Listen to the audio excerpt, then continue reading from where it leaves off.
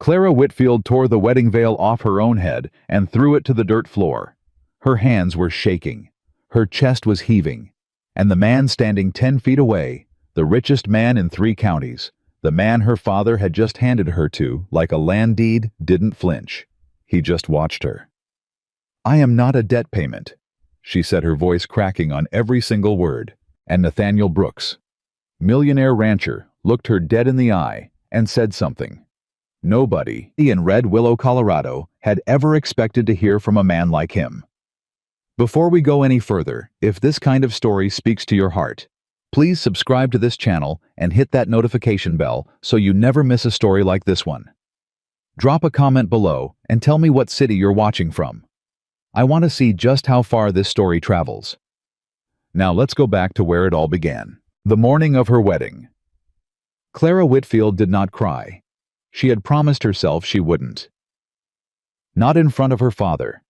Not in front of her younger sisters, who stood in the narrow doorway of their farmhouse, watching her dress with wide, confused eyes. Not in front of the borrowed mirror that showed her a girl in a faded dress that belonged to a dead woman. She pinned the last button herself because there was no one to help her. Her mother had passed 3 winters ago. The fever had taken her fast, the way fevers do in the Colorado mountains, sudden and merciless. After that, it was just Clara and her father, Earl Whitfield, and the 2 little girls, May and June, who were too young to understand that the world was collapsing around them one dry season at a time. Earl had tried. She believed that even then. He had tried to work the land, tried to hold together the farm her grandfather had built with his own 2 hands. But drought came for 3 years in a row. Crops failed, cattle prices dropped, and debt grew.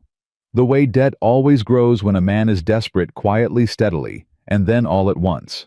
By the spring of 1884, Earl Whitfield owed the Red Willow Savings Bank more money than he would ever see in a lifetime. The bank had given him until the end of June. After that, they were taking the land. All of it. The house, the barn, the small garden out back where Clara's mother had grown her herbs. All of it. Clara had tried to help. She had taken in mending work from the women in town. She had sold eggs, sold vegetables, sold the few pieces of jewelry her mother had left behind. None of it was enough. It was never going to be enough. And then in the last week of May, Nathaniel Brooks had come to call. She hadn't been there when he arrived. She had been in the barn fixing a broken stall gate when she heard her father's voice change, that particular shift that happened when a man felt something between hope and shame at the same time. She'd come inside to find a tall, broad-shouldered man in a dark coat standing in their kitchen hat, in his hands looking at nothing in particular, while her father spoke too fast about crops and rainfall and poor luck. Clara had stood in the doorway and watched the stranger. He was older than her. She could see that plainly. Somewhere in his mid-30s, she guessed, with dark eyes that moved around the room with the kind of calm that comes from a man who doesn't need to prove anything to anyone. He wasn't handsome in the way that made women in town flutter their fans. He was something else. Solid. Like a fence post driven deep into the earth. He noticed her standing there. He didn't say anything right away. He just nodded once, the smallest acknowledgement, like he was noting a fact. Her father called her in. "Clara, this is Mr. Nathaniel Brooks. He has something he'd like to discuss with us."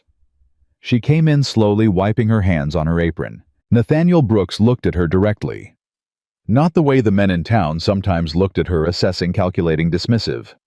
He looked at her the way a man looks at something he's trying to understand. "Miss Whitfield," he said. His voice was low and even. "Mr. Brooks," she answered. Her father cleared his throat 3 times before he could say it. And even then, he said it looking at the table instead of at her. "Mr. Brooks has offered to settle our debt with the bank." Clara's hands went still at her sides. "In exchange," her father continued, his voice dropping so low she almost couldn't hear it, "he's asking for your hand in marriage." The room was completely silent. Clara looked at her father. She waited for him to lift his eyes and meet hers. He didn't. She looked at Nathaniel Brooks. He was still watching her.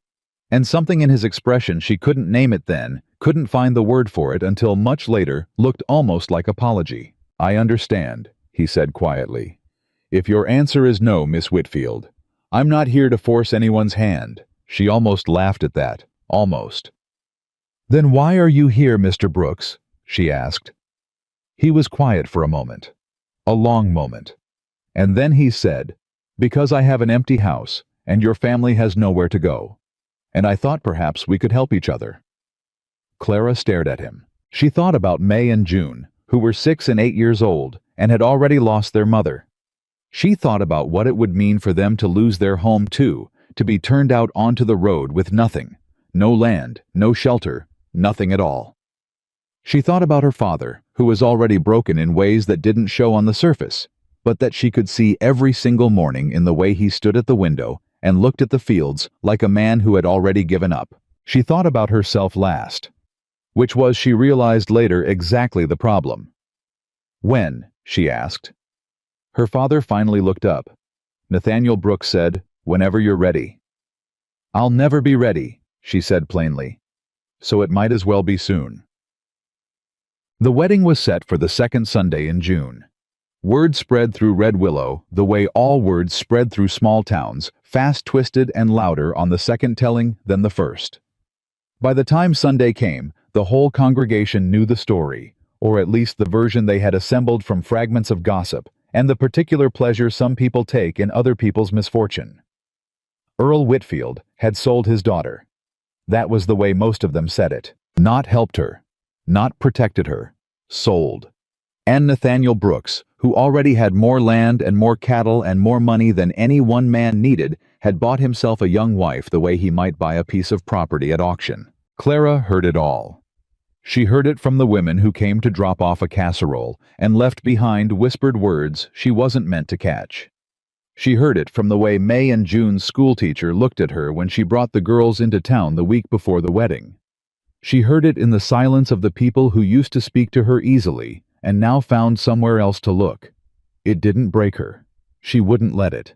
But it settled into her bones like cold, and she carried it into that church on Sunday morning. The dress was borrowed from a woman named Harriet Conley, who had died 2 springs ago, and whose daughter had offered it to Clara with the kind of stiff, formal politeness that made clear the offer was meant more as charity than kindness. It was pale ivory, gone yellow at the hem, with sleeves that were 2 inches too long, and a waist that had been taken in once and let out again, and taken in once more, so that the seam on the left side didn't quite lay flat. Clara wore it anyway. She walked down that aisle with her father's arm through hers, and felt the weight of every single pair of eyes in those pews pressing down on her like a physical thing. She heard the whispers, though she couldn't make out the words. She didn't need to. She knew what they were saying. What she didn't know, what she could not have known, was what she would find at the end of that aisle. She expected coldness.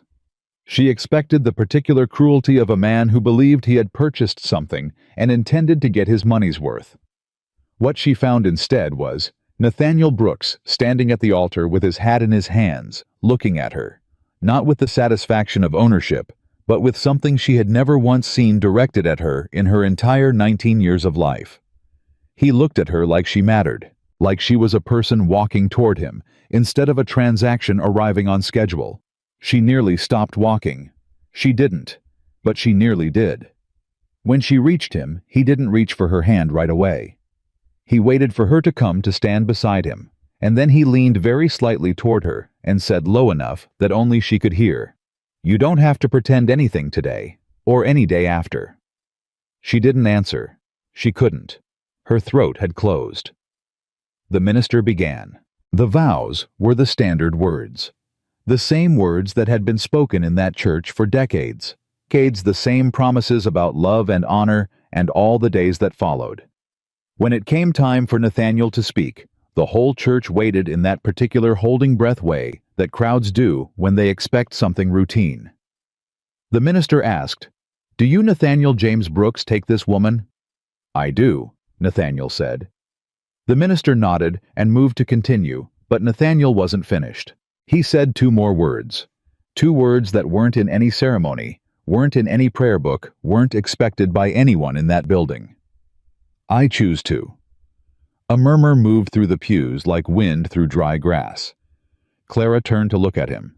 He was looking straight ahead at the minister, his jaw set, his voice perfectly steady, but his meaning was unmistakable.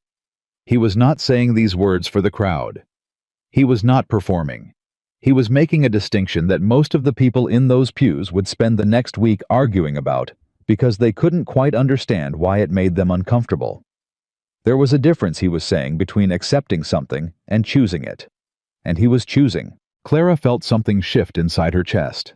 Something small and complicated that she didn't have a name for yet. After the ceremony, they rode to the ranch in near total silence. The road out of Red Willow wound north and west into the foothills, climbing gradually through scrubland and stands of cottonwood, until the town disappeared behind the first ridge and the landscape opened into something wider and quieter and entirely different from the cramped, judgment-filled streets they had left behind. Clara sat with her hands folded in her lap and watched the land pass and said nothing. Nathaniel drove the wagon and said nothing. But somewhere around the second mile, when the last of the town's rooftops had vanished behind the hills, Clara noticed something strange. The tightness in her shoulders, the physical bodily tension she had been carrying for months, maybe longer, loosened just slightly, just enough to breathe. She said without planning to, "It's quieter out here." "Always is," Nathaniel said. She looked at him sideways. "Do you like it? The quiet?" He considered the question the way he seemed to consider most things, slowly, without rushing toward an answer, just to fill the silence. "Mostly," he said finally. "There are times it gets heavy." She thought about that. "I know what you mean." He glanced at her briefly. Something shifted in his expression, though she couldn't read it clearly. He turned his eyes back to the road. They didn't speak again until they reached the ranch. Brooks Ranch was bigger than Clara had imagined. Not that she'd spent much time imagining it.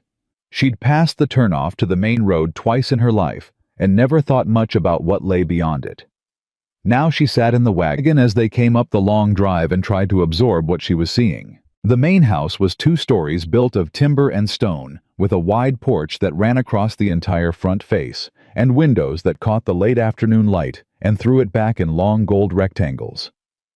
Behind the house, she could see the outbuildings, the barn, the bunkhouse, the smokehouse, and beyond those cattle moving slow and dark against the green of the upper pasture. It was not elegant, the way townhouses sometimes tried to be elegant with their painted trim and their curtains and their deliberate softness.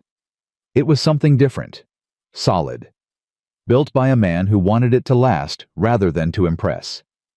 She got down from the wagon before Nathaniel had a chance to help her, which she saw him notice but say nothing about. Inside the house had the particular stillness of a place that had not heard enough voices for a long time. Clean, kept up, well organized, but quiet in a way that went deeper than just the absence of noise. Nathaniel walked her through the main floor without ceremony. Kitchen sitting room. A study lined with books that surprised her. She hadn't imagined him as a man who read a dining room with a table that could seat 12 and currently had 2 chairs pulled up to one end. Then he led her upstairs. The room at the end of the hall had a new quilt on the bed folded back in a way that suggested someone had taken care with it. There was a small vanity with a clean mirror, a window that faced east toward the mountains, and a rag rug on the floor in blue and brown. And on the inside of the door, Clara saw it the moment she stepped into the room, a bolt lock. She stopped. She stared at it. It was not a lock that had been there for years. The wood around it was clean cut, the metal without rust or age. It had been installed recently, deliberately. She turned around. Nathaniel was leaning against the doorframe with his arms crossed, watching her. "I had it put in last week," he said. She didn't say anything. "You can lock that door from the inside whenever you need to," he said. His voice was completely matter-of-fact, as if he were explaining the workings of a barn latch. "Nobody will ask questions about it. Nobody has to know." Clara looked at him for a long moment. Then she looked back at the lock. "Why?" she asked. He was quiet for a moment. Then he said, "Because this is your home now, and you should feel safe in your home." She turned to face him again. "Mr. Brooks." "Nathaniel." She paused. "Nathaniel. You could have, you didn't have to." "I know," he said. "I wanted to." He pushed off from the doorframe and straightened. "Supper's at 6, he said. "You don't have to come down if you're not ready." I'll leave a plate outside the door if you'd rather." And then he was gone. His boots sounded quiet and unhurried down the hallway, and then the stairs, and then the house was still again. Clara stood alone in the room for a long time. She walked to the door and put her hand on the lock, ran her thumb over the cold metal of it. And for the first time in months, maybe longer, she sat down on the edge of that bed and let herself feel something she had not allowed herself to feel since her mother died, and the debt started coming, and her world narrowed down to survival and obligation, and the relentless weight of being the one who had to hold everything together. She felt for just one moment like she might be allowed to be a person. Not a debt, not a daughter, not a transaction, a person. She didn't cry. She still wouldn't let herself do that. But she sat there with her hand on that lock for a long, long time. The first weeks at the ranch were strange in a way Clara hadn't prepared for. She had prepared for coldness, for demands, for the particular power that comes with a man who knows he holds every advantage and doesn't mind using it. She'd seen enough of that in town men who owned things and let that ownership live in every word they spoke, every gesture they made. She had not prepared for Nathaniel Brooks. He gave her space the way most people give orders, with a kind of absolute certainty, without explanation or apology. He didn't hover. He didn't check on her 3 times a day to make sure she was settling in. He went about his work on the ranch from before sunup until well past dark. And when he came in for meals, he was quiet and tired, in an honest way, not a performed way. He said grace before meals. Short, direct, like everything else about him. He asked her once the first week what she liked to eat. She told him she wasn't particular. He said without looking up from his plate, "Everybody's particular about something. Take your time figuring it out." She found small things in the first days that she didn't know how to account for. The first morning she woke before dawn, unable to sleep, mind running through everything it had learned to run through just to survive. She came downstairs to find a fire already going in the kitchen and a pot of coffee on the stove. She looked around for the ranch cook, assuming someone had come in early. Then she saw the single mug already set out on the table. Just one. Like someone had expected her to be up before anyone else and had made sure she'd have something warm waiting. She didn't ask about it. She poured the coffee and sat with it and didn't ask. 3 days later, she came back from a walk along the fence line to find a pair of riding gloves on the porch railing. Her size brand new left there with no note and no explanation. She wore them the next day without saying anything. A week into her time at the ranch, she found a book on the small table beside her bed. Not left by the maid she'd learned by then that the ranch had no maid, just a woman named Beulah who came twice a week to help with the washing. This was left deliberately placed with a certain intentionality. A novel she'd mentioned offhand without even realizing she'd said it, as having wanted to read once years ago before things got hard. She stood in her room holding it and couldn't remember when she'd said it. Couldn't remember if she'd said it out loud at all. But someone had heard her. She was beginning to understand that Nathaniel Brooks listened the way most people forgot to. It was in the 3rd week on a Tuesday evening, when the summer heat had finally broken and a cool wind was coming off the mountains, that she found him on the porch after supper. He was sitting in one of the 2 wooden chairs with a cup of coffee in his hand, and his eyes fixed on something in the middle distance that she couldn't see. She almost went back inside, but then she didn't. She sat down in the other chair. He didn't say anything. She didn't either. They sat like that for a while, both of them looking out at the same land that lay open and still in the late evening light. Then she said, "Someone told me in town that you were married before." He didn't answer right away. She wondered if she'd crossed something she shouldn't have. Then he said, "Yes." "I'm sorry," she said. Her name was Margaret. His voice didn't break, but something in it changed texture just slightly, the way good wood changes when it gets wet. "Our boy was 2 days old." Clara said nothing. "That was 8 years ago," he said. She understood now what lived inside the silence of this house. It wasn't just the absence of people. It was the presence of their memory. The particular weight of a grief that had no resolution, only the slow practice of continuing on. "Is that why you—" she started, and then stopped herself. He looked at her. "Why what?" She hesitated. Then, why you wanted someone here? He turned his eyes back to the horizon. He was quiet so long she thought he wouldn't answer. I got tired, he said finally, of talking to the walls. Clara looked at his profile. The hard, angular line of jaw. The particular stillness of a man who had learned that stillness was the only reliable thing he could offer himself. I can understand that, she said. He looked at her sideways. One quick glance. I believe you can, he said, and that was all. But it was something. It was the first real thing that had passed between them, and she carried it back inside with her like a coal. She was careful not to let go out. Meanwhile, Red Willow had not forgotten about her. She didn't go back to town for the first month, and she was grateful for that.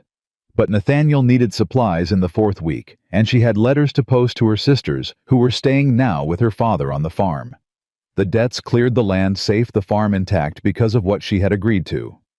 She told herself that as she rode beside Nathaniel into town. She told herself it mattered. What she hadn't accounted for was how it would feel to walk down the main street of Red Willow as Clara Whitfield Brooks for the first time.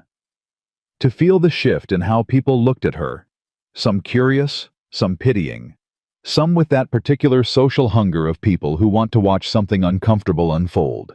She kept her back straight. She kept her eyes forward. She said good morning to the people who said good morning to her, and she said nothing to the people who didn't. They were inside Harmon's general store when it happened the first time. She was at the counter asking about thread. When she became aware of a conversation happening 3 feet to her left, conducted at a volume clearly intended to be heard. 2 women from the Ladies' Auxiliary, Agnes Holt and Doris Pemberton, both of whom Clara had known since childhood, both of whom had attended her mother's funeral, were discussing with great theatrical concern the nature of certain marriages that were less about love and more about, as Agnes put it, in a voice like a filing rasp, financial arrangement. Of course, Agnes said, not looking at Clara, which was itself a performance. There are women who manage to find Doris advantage in their circumstances. Said Doris, equally not looking. Though it does make you wonder what sort of woman accepts that kind of arrangement. What it says about her character. Clara's hands went still on the bolt of thread. Nathaniel was at the back of the store talking to Earl Harmon about a feed order and didn't hear. Clara put the thread down on the counter. She turned. She looked directly at Agnes Holt and said with perfect pleasantness, "Good morning, Agnes. Doris." Agnes blinked. The performance required that she not be acknowledged directly. It threw her slightly. "Clara," she said. "I hope you're both well," Clara said. "And I hope the Ladies' Auxiliary is keeping you as busy as ever. It must take a great deal of time to be so interested in other people's lives." She picked the thread back up, turned to the counter and paid for it. She heard Agnes hiss something to Doris as she walked away. She didn't ask what it was. But when she got outside and around the corner and out of sight of the windows, she stood still for a moment with her eyes closed and her jaw clenched tight and breathed. In and out. In and out. She was fine. She was going to be fine. She did not expect when she opened her eyes to find Nathaniel standing at the corner of the building, having come out the side door of the store while she was paying. He'd heard. She could tell by the set of his face the particular stillness that was different from his usual stillness, harder around the edges. "I handled it," she said immediately. "I know you did," he said. She lifted her chin. "You don't need to say anything." "I wasn't going to." She stared at him. Then, good. They walked back to the wagon without another word. But when they passed back through the center of town on their way out, Nathaniel slowed the wagon in front of the Mercantile, where Edgar Hollis, the man who owned the bank that had once held her father's debt, who had said the words she'd heard third hand about Earl Whitfield trading off his girl, was standing on the boardwalk with 2 other men. Hollis looked up at the wagon. His eyes went to Clara first, then to Nathaniel. He started to smirk. Nathaniel stopped the wagon. He didn't get down. He didn't raise his voice. He just looked at Edgar Hollis from the seat of the wagon with the particular attention of a man who has decided something and has no interest in negotiating. "Morning, Hollis," he said. "Brooks." Hollis said, the smirk still in place. "You'll want to mind how you speak about my wife in this town," Nathaniel said. His voice was flat, informational, the way a man tells you the weather or the time. Hollis's face shifted. "I haven't said anything." "No," Nathaniel agreed. "You haven't. Not directly. I'm suggesting you keep it that way." He picked up the reins. "Because my wife," he said, "is not something I own. She is someone I am honored to stand beside. And I take what's said about people I stand beside seriously." He clicked his tongue, and the horses started moving. Clara stared straight ahead, her hands folded in her lap, her heart doing something complicated and unplanned in her chest. She did not look back at Edgar Hollis. But later, when they were on the road home and the town was behind them again, she said, "You didn't have to do that." "I know," he said. "I am capable of fighting my own battles." "I know that too," he said. "That's not what that was." She glanced at him. "What was it then?" He kept his eyes on the road. "That," he said quietly, "was a husband telling the truth about his wife." Clara turned to look at the road ahead of them.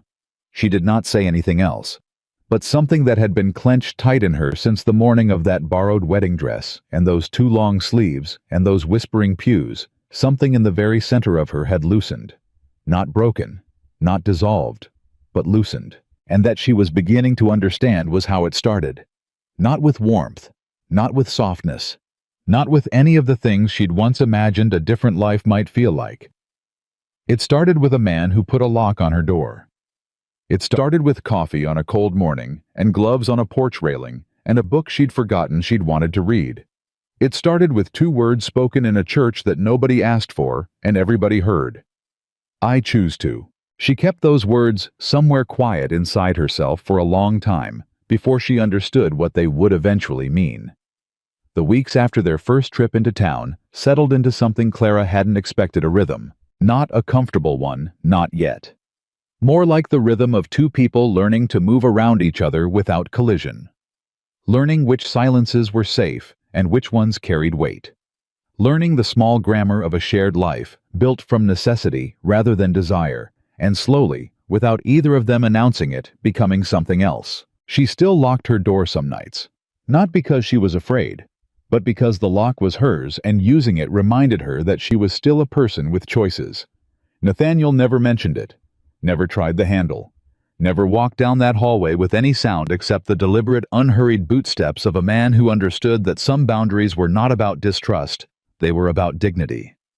She thought about that more than she expected to. She thought about the kind of man who understood the difference. By the 2nd month, Clara had stopped eating her meals alone.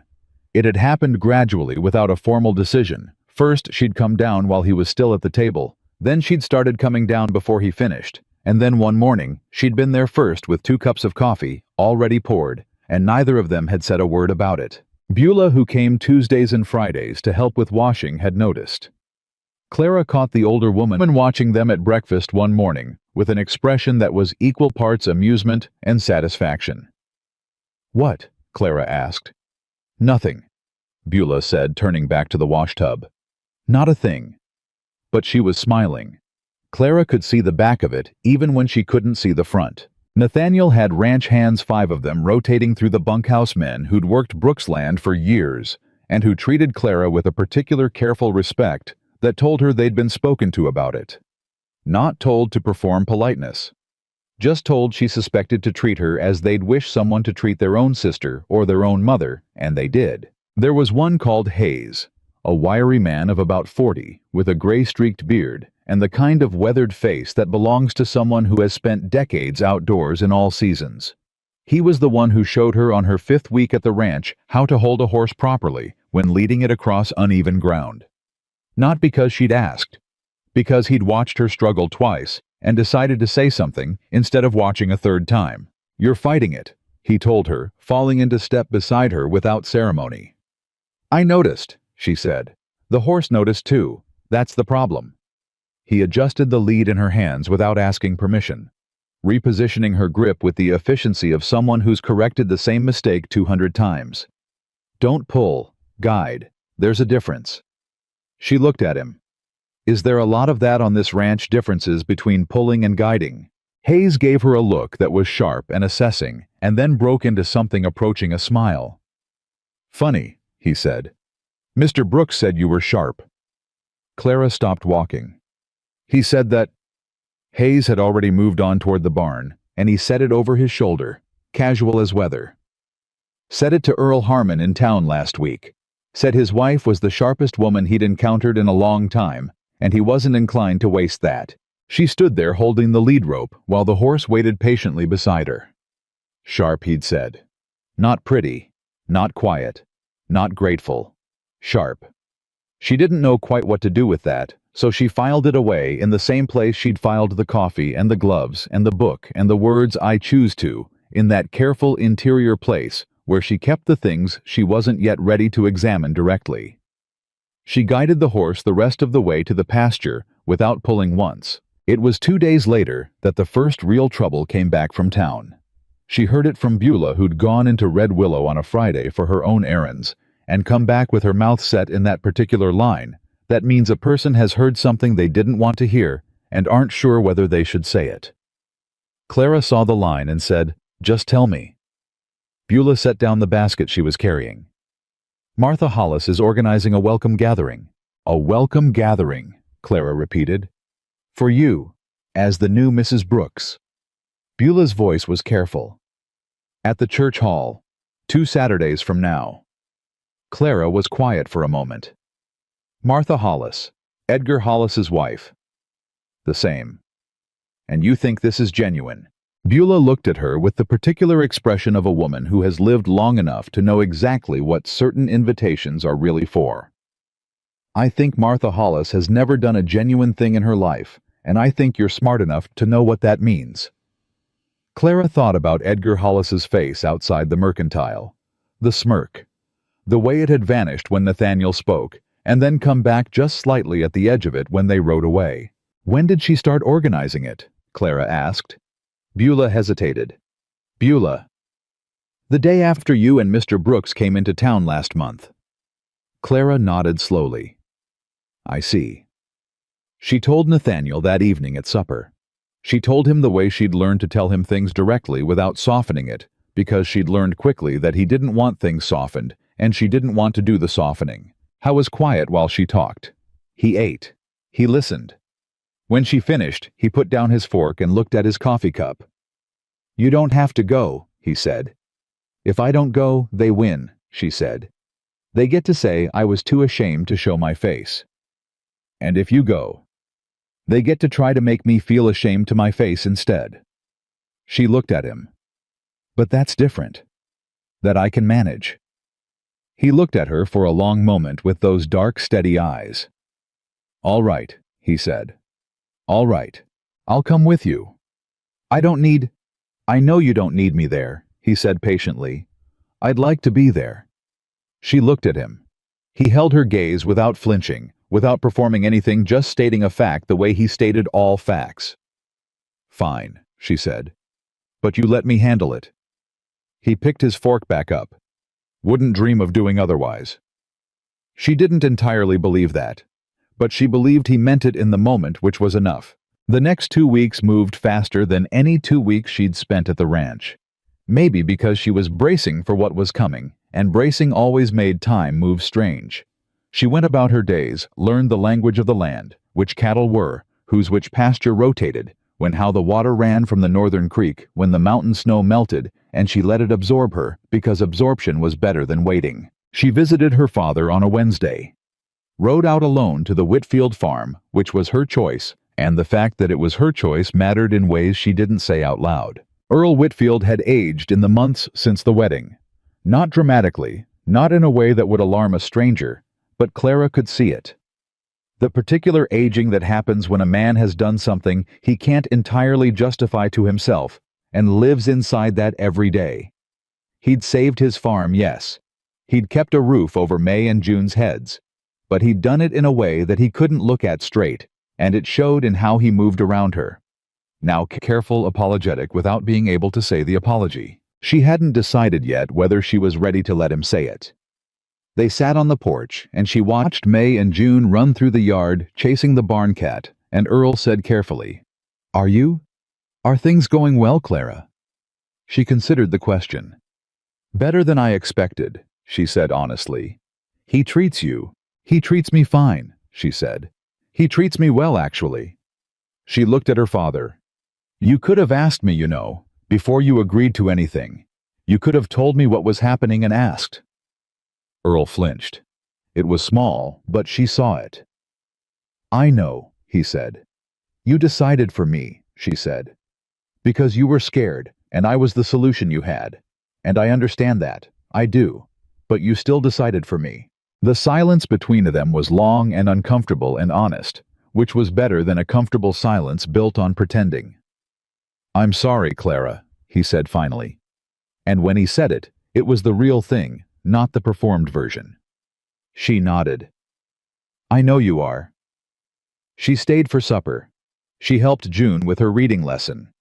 She hugged May, who was small and soft and smelled like grass and sunshine, and nothing like the weight of the world yet. On the ride back to the ranch, she let herself feel it, the grief and the love and the anger and the protectiveness, all wound up together in the particular complicated ball that is what it means to be a daughter. She didn't try to untangle it. She just let it sit there while the horse carried her home through the long Colorado evening. Home. She'd thought the word before she'd realized she was thinking it. She turned it over in her mind the rest of the way. Not the word itself, but the fact that it had arrived without warning, without intention, and it had been the right word, and she'd known it immediately. She didn't say anything about it when she got back. Nathaniel was in the study with ranch ledgers when she came in, and he looked up when she passed the open door, and she said, I'm back. And he said, I can see that. And she went upstairs. But she didn't lock the door that night. She didn't decide not to. She just didn't. And when she lay awake in the dark, listening to the sound of the ranch settling into night around her, she thought about what a peculiar thing a home is. How you can't build one alone. How it requires the accumulated weight of small, unglamorous acts. Someone who starts the fire before you're awake. Someone who leaves gloves on a railing. Someone who says, I choose to in a church full of people who don't believe them. She was still thinking about it when she fell asleep. The Saturday of the welcome gathering came gray and warm with clouds sitting low over the mountains in a way that felt unsettled. Clara dressed carefully. Not to impress, she made that decision consciously looking at herself in the vanity mirror. She dressed to walk into a room without apology. Good dress, clean boots, hair done with the same efficiency she brought to everything else.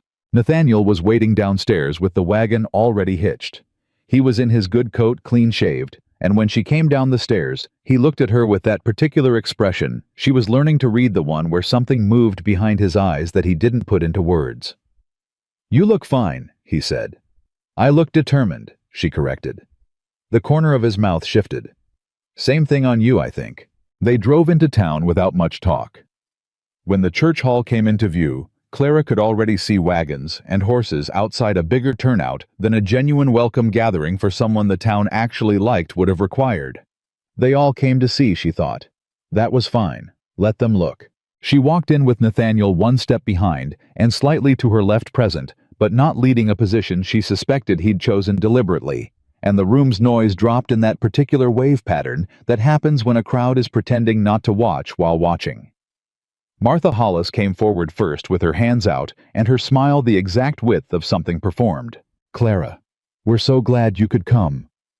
Martha's hands were cold when they took Clara's. Nathaniel. A nod for him cooler. Martha, Clara said, thank you for organizing this. Of course we want you to feel welcome. Clara smiled back with equal precision. How kind. The first hour was manageable. Women in small clusters punch that tasted like it had been made with the cheapest sugar available cake that was better than the punch.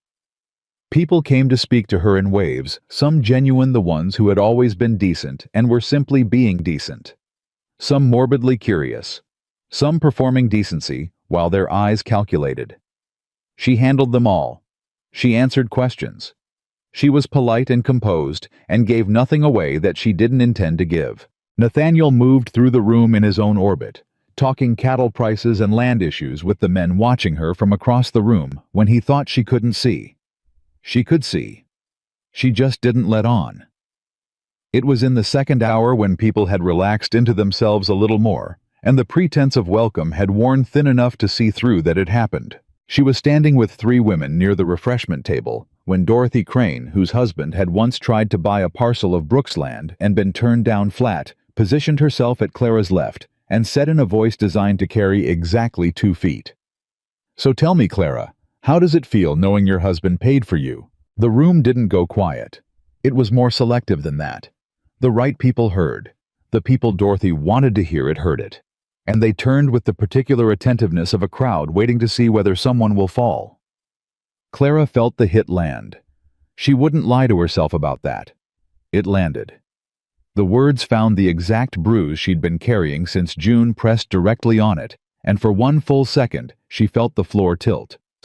But 1 second was all she let it have. She set her punch cup down on the table. Slowly, the way you set something down when you're making sure your hands don't shake. She turned to face Dorothy Crane directly. Dorothy was a tall woman with an expression that was waiting for a flinch. Clara didn't give her one. "My father was in debt," Clara said. Her voice came out steady, which surprised her, even as it was happening. "My family was going to lose everything. I made a choice to help them. That is not the same thing as being paid for." "Some would say," Dorothy started. "Some would say a lot of things," Clara said. "That's never been in short supply in this town." She looked at the room, not with anger, with something cleaner and harder than anger. "My husband paid my father's debt, and since the morning I arrived at his home, he has given me something that nobody in this room has offered." The room was listening now. All of it. "He has never made me feel like less than a person," Clara said.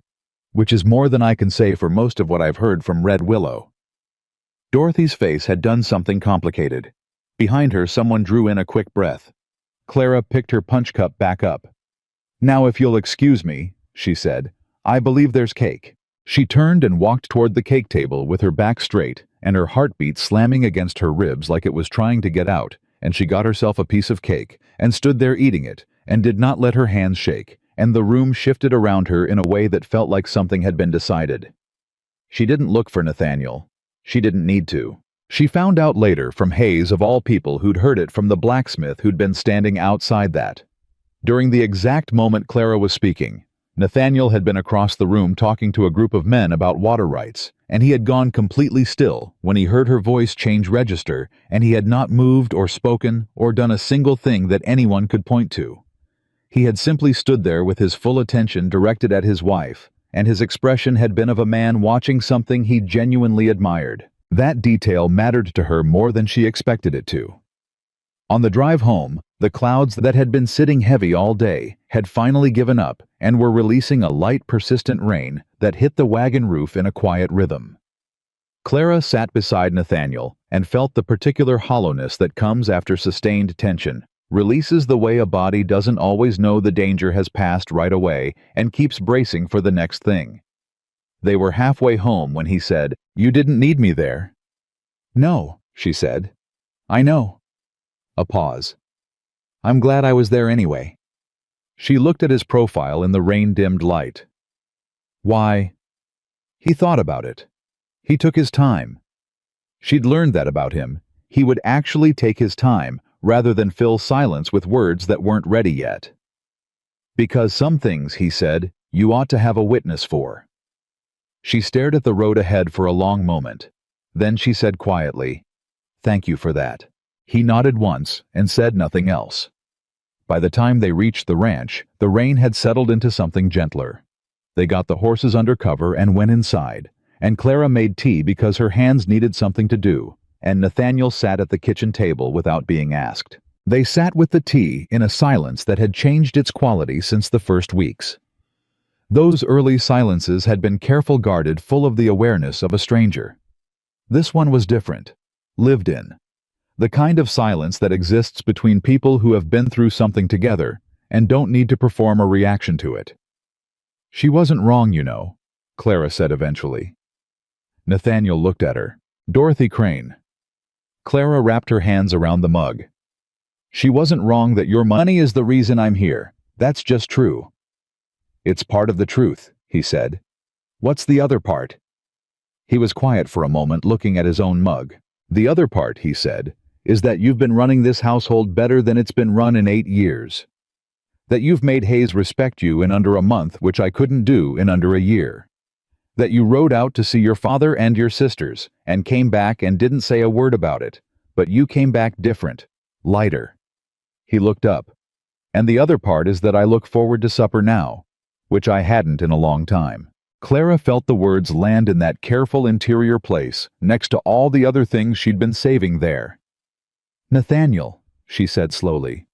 "I don't know yet," she said, "what this is, what I'm able to give. I don't know yet." He nodded, not disappointed, not pushing, just acknowledging. "I know," he said. "I'm not asking you to know." "Then what are you asking?" He looked at her steadily. "Just that you stay long enough to find out." The rain was still coming down outside. The kitchen was warm. The tea was strong and a little bitter the way she'd found she liked it. "All right," she said, and she meant it. What she didn't tell him, what she kept inside that careful interior place for herself, was that she'd stopped thinking of the ranch as the place she'd been sent. She'd stopped thinking of her room as a cell, even though the lock was still there, still hers if she needed it. She'd started thinking of the fence line on the north side of the property as something she wanted to understand better. The cattle rotation. The way the creek ran in early fall. The book she'd found on the side table, which she'd finished and which she wanted to talk to someone about. And the someone she wanted to talk to about it was sitting directly across from her. That was new. She was honest enough with herself to note it. The next morning she came downstairs early before Nathaniel and made the coffee herself and left 2 cups on the table, and when he came in she was already at the counter with the bread, and he stopped in the doorway for just a moment when he saw both cups there.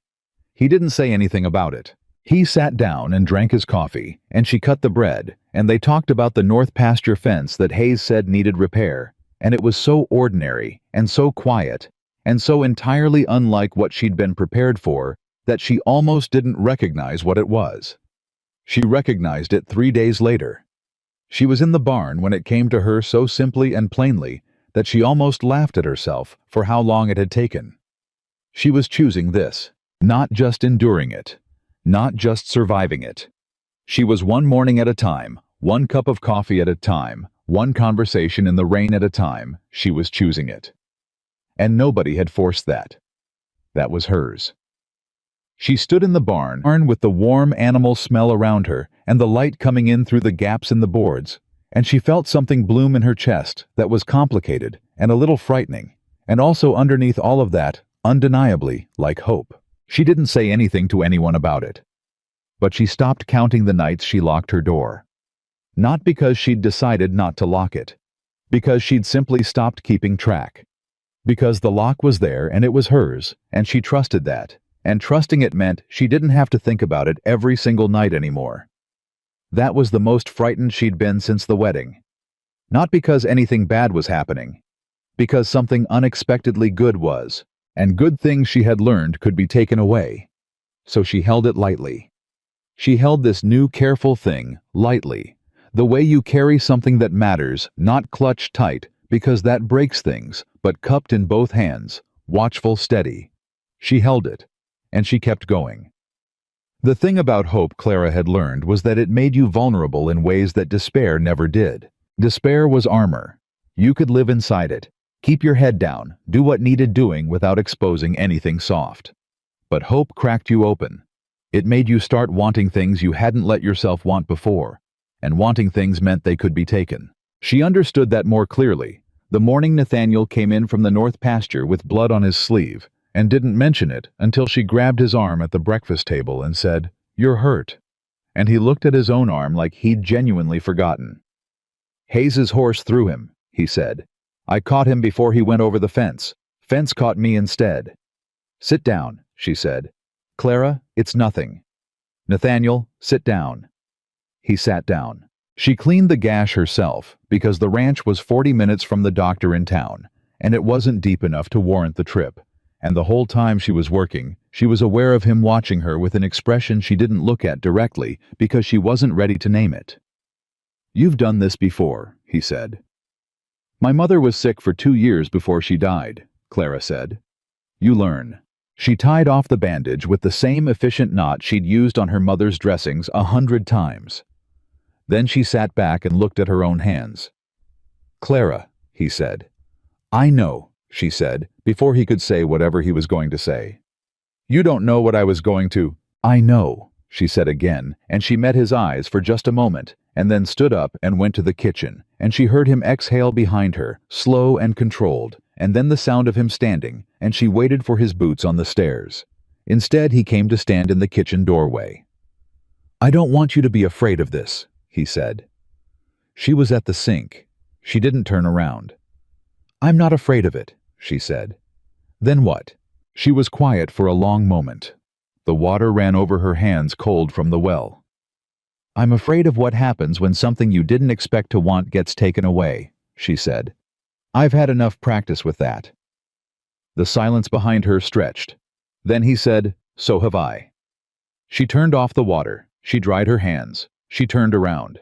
Howe was still in the doorway, his bandaged arm at his side, looking at her with that look she'd been avoiding for weeks now.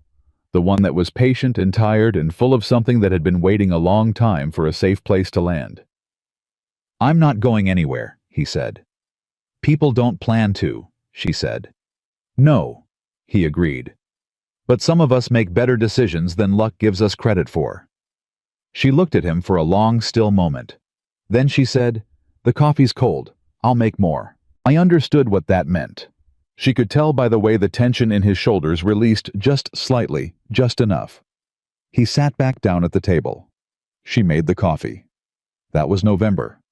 By December, Red Willow had found a new reason to talk about them. It started with Robert Graves, which was a name Clara had learned to brace against before she fully understood why.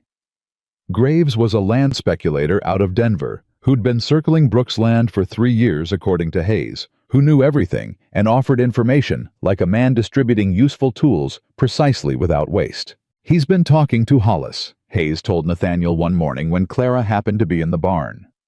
Hayes said it to Nathaniel, but his eyes flicked to Clara once brief and deliberate, which told her he wasn't not telling her. Talking about what? Nathaniel asked. About whether a man who married in a hurry might be regretting it in a hurry too. Hayes adjusted the bridle in his hands. About whether certain marriages might not hold up long enough to matter. The silence in the barn had a specific texture. And what did Hollis say? Nathaniel asked. His voice was perfectly even. Hollis said he reckoned that was a possibility, a smart man might want to be positioned for. Nathaniel was quiet for a moment. Then he said, Thank you, Hayes. Hayes nodded and went back to his work, and Nathaniel turned back to what he'd been doing, and Clara stood holding the bridle she'd been oiling, and felt something cold and hard settle into the base of her stomach. She waited until Hayes was out of earshot. Nathaniel. I heard, he said. That's not just gossip, she said. Hollis wants your land. Hollis has always wanted my land. And now he thinks your marriage is a weakness he can use. Nathaniel turned to look at her directly. Is it? The question landed flat and serious, not as a challenge, as a genuine question from a man who wanted an honest answer. Clara met his eyes. No, she said. Something shifted in his expression. Then it isn't a weakness. She stared at him. It's not that simple. Most things that matter aren't simple, he said. That doesn't make them uncertain. She wanted to argue with that. She found she couldn't exactly, so she went back to oiling the bridle and filed the conversation in that interior place alongside everything else. 2 days later, Robert Graves rode up to the ranch. Clara was on the porch when he came up the drive. She'd come out to shake a rug and hadn't gone back in yet, which was how she was there to see him arrive. He was a well-dressed man, late 40s, with the particular groomed quality of someone who wanted to be read as successful before he opened his mouth. He saw her on the porch and tipped his hat with a smile that was all surface. Mrs. Brooks, he said. Robert Graves out of Denver. Is your husband available? He's in the south field, Clara said. I can send someone to fetch him. That'd be appreciated. Graves swung down from his horse and came up toward the porch with the easy confidence of a man who'd walked onto 100 porches and never considered that he might not be welcome. Beautiful place your husband's built here. Yes, Clara said. It is. I understand you're fairly new to the ranch. His smile didn't move. Must be quite an adjustment. I've adjusted fine, she said. Of course, of course. A pause that felt calculated. You know I've done a fair amount of business in this county over the years. Brooks land is some of the finest in the region. He looked out at the property with the particular expression of a man doing arithmetic. Be ashamed to see it broken up. Clara looked at him. Broken up. Well, you know how these things go? He shrugged with practiced casualness. Life changes. Circumstances change. A man takes on more than he expected, and sometimes well. It's good to have options. What options? Clara said. Are you referring to Mr. Graves? He smiled at her. Just business, Mrs. Brooks. Just business, she repeated. She looked at him for one long, flat moment. Mr. Graves, my husband, will be here shortly. I'd suggest you wait out here, rather than coming inside, since he prefers to do his business conversations in person, and not through intermediaries. A pause. And I'd suggest you think carefully about what you plan to say to him, because my husband is a man who remembers every word spoken to him and holds those words against their source for a considerable time. The smile on Graves's face had thinned. I'm sure he does. He does, Clara confirmed pleasantly. I'll send someone for him. She went inside and sent one of the hands for Nathaniel, and then stood at the kitchen window and watched Graves standing on the porch with his hat in his hands and the comfortable certainty gone from his posture. She was still at the window when Nathaniel came up the drive. She watched his face the moment he saw Graves. The quick assessment, the settling of expression into something neutral and steady, the unhurried way he came up to the porch. She couldn't hear what they said, but she watched Graves's body language go from calculated ease to something stiffer, more defensive. And she watched Nathaniel stand with the particular stillness of a man who holds all the cards and doesn't feel the need to show them. The conversation lasted 11 minutes. She counted. Graves rode away without looking back at the house. Nathaniel came inside and found her at the kitchen window and said, "You warned him." "I gave him information," she said. "He chose what to do with it." He looked at her with that expression she'd stopped trying not to name. "Clara," he said. "Don't," she said. "I'm not going to say anything sentimental." "Good. I'm going to say," he said carefully, "that having someone in this house who is paying attention, who is actually paying attention, is not something I expected, and it matters to me. That's all." She turned away from the window. "You should know," she said, and her voice came out more unsteady than she intended, "that I am not. I'm not doing any of this because I owe you anything. I want to be clear about that." "I know," he said. "I'm doing it because this is my home," she said. "Because that man on the porch was looking at my home like he was already calculating what it would be worth in pieces, and that made me angry." "Good," Nathaniel said. "It's my home," she said again louder, like she was still convincing herself. "Yes," he said quietly. "It is." The word landed different this time than it had the first time she'd thought it in the dark going back from her father's farm. It was more settled, more certain. She'd said it out loud now, which made it more real, which was terrifying, and also underneath the terrifying something that felt like solid ground. The trouble Graves represented didn't go away when he rode off. It shifted form, the way trouble in small towns always does. It went underground and became the kind of pressure that you feel before you can see it. The kind that works through whisper and suggestion and the strategic placement of doubt. She felt it at church the following Sunday, when 3 separate people asked her with carefully constructed concern whether she found the ranch very isolating. She felt it when a letter arrived for Nathaniel from a Denver attorney. She didn't know which he read, and then folded and put in his coat pocket without showing her, which was the first time he'd done that, and the absence of his usual openness pressed against her like a hand on her sternum. She waited 2 days. Then she asked. They were after supper, the quiet settling around them, the way it did, the lamp lit the house breathing. "The letter from Denver," she said. He looked up from the ledger. "Graves's attorney," he said without hesitating, which told her he'd been deciding whether to tell her and had decided yes. offering to buy the north and east parcels separately. Claims I could clear my outstanding debts and still hold the central property. Clara was quiet. Do you have outstanding debts? No, he said. I don't. So it's a fiction. It's a fabrication designed to make me feel financially pressured when I'm not. He set the ledger down. Hollis told Graves I'd taken on your father's debts. Graves assumed that meant I was stretched. But you're not. No. She looked at him steadily. Is there anything I should know about the ranch's situation? About anything I haven't been told? He met her eyes, and the honesty in his face was so plain and unadorned that it almost hurt to look at directly. The ranch is profitable and debt-free, he said. I have more land than one man needs and enough cattle to run it. There is nothing you haven't been told. A pause. The only thing I haven't told you is things that weren't mine to tell. And I'd like the chance to do that if you're willing to hear it. Something about that phrasing made her go still. Now, she asked. If you're willing, he said. She nodded. He closed the ledger. He folded his hands on top of it and looked at them for a moment. Then he said, when Margaret died, there was a period of time when I did not care what happened to this land. To any of it. He said it flatly, matter-of-factly, but underneath the flatness was the bedrock of an old pain. I worked because not working meant thinking, and thinking meant the kind of grief that doesn't have a floor. So I worked and I built and I acquired and I kept going because stopping felt like dying. Clara said nothing. She let him have the space of it. And then one year it occurred to me, he said, that I had built something my son would never see, that I was maintaining a home that no one was going to inherit. And the land started to feel large, in the wrong way. He looked up. You understand the difference?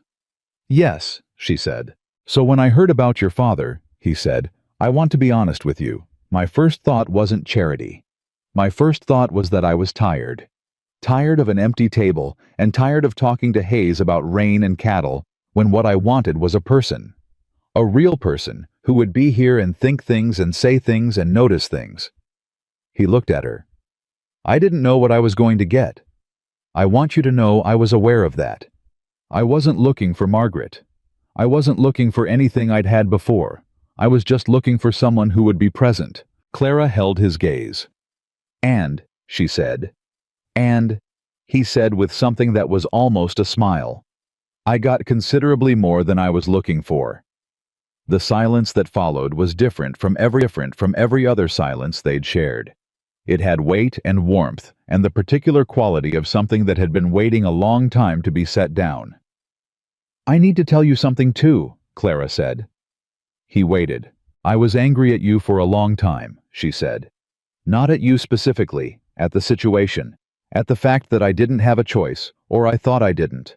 I was angry at the borrowed dress, and at the church, and at the way every single person in those pews looked at me like I was already a lesson in what happened to girls who weren't careful. He didn't flinch. He just listened. And I took some of that out on the distance between us, she said. The door, the silence. Some of that was self-protection, and some of it was, I want to be honest, some of it was punishment. For you, for my father, for all of it. She looked at her hands. That wasn't fair. Clara, I'm not looking for absolution, she said. I'm just being accurate. She looked up. You have been more decent to me than I deserved given how I arrived. And I want you to know that I see that. I've always seen that. He was quiet for a long moment. Then he said, You deserved every bit of decency I had to give. You were 19 years old in a borrowed dress in a church full of people who'd already decided who you were. You didn't owe me warmth. I owed you honesty. You've given me honesty, he said. Every single day. That's not a small thing. She looked at him. The lamp between them threw its light steady and warm, and she thought about Margaret, whose absence was still a presence in this house, and she thought about the infant son, who never grew old enough to see this land, and she thought about what it cost a person to rebuild a life from that kind of ruin, and she felt something enormous and complicated and real. Nathaniel, she said. I'm glad it was you, she said. I want you to know that. Whatever else, I'm glad it was you. He said nothing for a long time. When he spoke, his voice had the texture of something carefully held. "So am I," he said. "It should have been a good place to rest." It was the kind of moment that deserved rest, the kind that comes after a long climb when you reach something level and can finally breathe. But Red Willow was not done. The letter arrived on a Tuesday, delivered not by the regular post, but by a boy who'd been paid a coin to bring it to the ranch specifically, which meant someone wanted to make sure it arrived. It was addressed to Clara. She opened it in the kitchen while Nathaniel was out with the hands, and she read it twice to make sure she understood what she was reading. It was from Agnes Holt. Not a letter exactly, more like a social summons dressed up in the language of concern. Agnes was writing, she said, on behalf of several of the women of Red Willow to express their worry for Clara's situation. They had heard from sources she declined to name that the marriage had been arranged under conditions of financial coercion, that Clara was living in effective isolation at the ranch, that certain members of the community had reason to believe that Clara's welfare was not what Nathaniel Brooks publicly represented it to be. The letter concluded by inviting Clara to a private tea at Agnes's home without her husband, so that she might speak freely about her circumstances. Clara read it a third time. Then she set it on the table and sat with it for a long time. The calculation was clear enough when she looked at it plainly. Hollis and Graves hadn't been able to pressure Nathaniel into selling. So now, one of them, both of them, it didn't matter, was trying a different angle.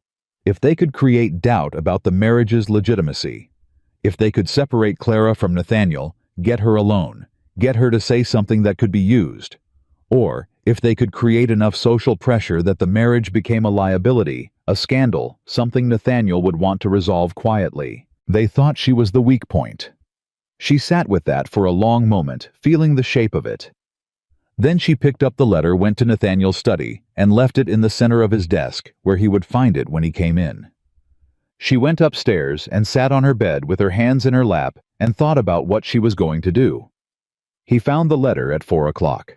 She heard him come in, heard the familiar sounds of boots and coat, heard him go to the study. Then silence. Then his boots on the stairs unhurried, and a knock at her open bedroom door. She was still sitting on the bed. He leaned against the doorframe holding the letter and looked at her. "You read it," she said. "Yes." "What do you want to do?" she asked. He looked at the letter and then at her. "What do you want to do?" She'd expected him to have a plan, to stride in with a course of action the way he handled everything calmly, competently, with the confidence of a man who had solved more problems than she could count. Instead, he was asking her. "I want to go to the tea," she said. He went very still. "Clara, not because they're right," she said. "Not because I'm uncertain or isolated or any of the things Agnes Holt wants people to believe." She stood up. "Because if I don't go, they win. If I'm afraid to walk into that room and look those women in the eye, they have everything they need." Nathaniel looked at her for a long moment. "And if they try to use what you say," he asked, "then they'll have to settle for me telling the truth," she said, "which is going to be deeply disappointing for them." Something moved through his expression, that complicated, warm, steady thing she'd stopped trying not to see. "All right," he said. "All right. I'll drive you Thursday," he said, "and wait outside." "You don't have to." "I know." His voice was quiet and absolute. "I'll be outside." She looked at him. She thought about what he'd said the night they'd talked about being tired of an empty table, about wanting someone present and real. She thought about the lock on her door that she hadn't used in weeks. She thought about the coffee on cold mornings and the book she still wanted to discuss, and Hayes's gray-bearded face saying, "Mr. Brooks said you were sharp." She thought about the fence on the north side of the property, the one she had started thinking of as hers. "Nathaniel," she said. After Thursday," she said carefully, "I'd like us to talk about the north parcel." He blinked. That surprised him, she could see it. "The north parcel." "I've been watching the way the hands work it," she said. "I think the rotation schedule is wrong. The eastern section is being overgrazed, and the creek access isn't being used efficiently." She met his eyes. "I have ideas, if you want to hear them." He stared at her. Then slowly, that almost smile she'd been collecting for months appeared at the edge of his mouth. "After Thursday," he said. "Yes, I'd very much like to hear them." Thursday came gray and biting cold, the kind of cold that had an opinion about you. Clara dressed for it without ceremony, warm, practical, unflinching, and climbed into the wagon beside Nathaniel, who drove to town in a silence that felt like company rather than absence. He stopped the wagon 2 houses down from Agnes Holt's home. She got down. She adjusted her coat. "Clara," he said. She looked up. "You know who you are," he said. "Walk in there knowing it." She held his gaze for one moment. "I know," she said. She walked to Agnes Holt's door and knocked. Agnes answered herself, which meant she'd been watching. The smile was already in place, that particular social smile that is mostly jaw and not at all eyes. "Clara, we're so glad you could come." "Agnes," Clara said. "Thank you for the invitation."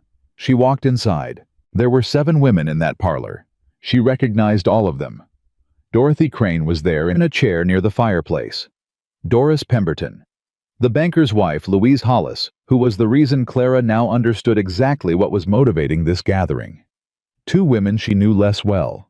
And Agnes Holt, who had arranged all of this with the particular thoroughness of a woman who believes she is being kind, while being its opposite. They offered her tea. She took it. She sat. For the first 10 minutes, the conversation was architecture, pleasant, meaningless, a structure being built around what they actually wanted to say. Clara let them build it. She drank her tea and answered their questions about the ranch, and smiled when smiling was appropriate, and waited. Louise Hollis was the one who finally dismantled the architecture. "Clara," she said, and her voice had dropped into something softer, more intimate, more dangerous. "We want you to know that you're among friends here." Clara looked at her. "I appreciate that, Louise." "Women of this town understand things," Louise continued, "that men don't always see. About situations, about how sometimes women find themselves in circumstances that aren't what they appear from the outside." "What circumstances are you referring to?" Clara asked pleasantly. A beat. An exchange of glances around the room. "Your marriage," Agnes said gently. "We want to make sure you're truly happy, and free, that you know you have options." "What options?" Clara asked. "There are people," Louise said carefully, "who would help you, if you needed to leave the ranch, if you felt pressured or—" "I don't," Clara said. Silence. "Clara," Dorothy said, leaning forward, "we know what your father—" "My father made a desperate decision in a desperate moment," Clara said, and her voice was clear and steady and filling the room. "And I made my own decision, with my own mind, with full knowledge of what I was choosing." She looked at each woman in turn, not with anger, but with something harder and cleaner. "My husband has never pressured me. He has never demanded anything from me. He put a lock on my bedroom door the day I arrived and told me it was mine to use whenever I needed it." Louise Holt blinked. He asks my opinion," Clara said. "He listens when I speak. He drove me to this house today and is sitting outside right now because he respects that there are things I can handle myself." She set her teacup down with perfect control. "I came here today because I thought you might genuinely be concerned about me.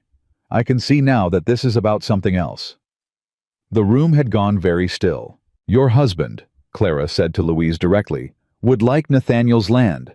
That is what this is about. And I want you to know that I am not going to be the door through which that happens. Not because I feel trapped. Because this is my home, and I know exactly who I am in it." She stood up. "Thank you for the tea," she said. "It was very good." She walked out of Agnes Holt's parlor down the front steps and back down the street to where Nathaniel was sitting in the wagon. She climbed up beside him. He looked at her face and said nothing. He just picked up the reins. They were 3 streets clear of town before she said anything. "They were working for Hollis," she said. "I know. They thought I was the way in. I know that too." She looked at her hands in her lap. "Nathaniel, we need to do something. Something they can't walk back from. Something that makes it clear that this marriage is not a temporary situation and I am not a liability." He drove in silence for a moment. Then he said, "I had an idea about that."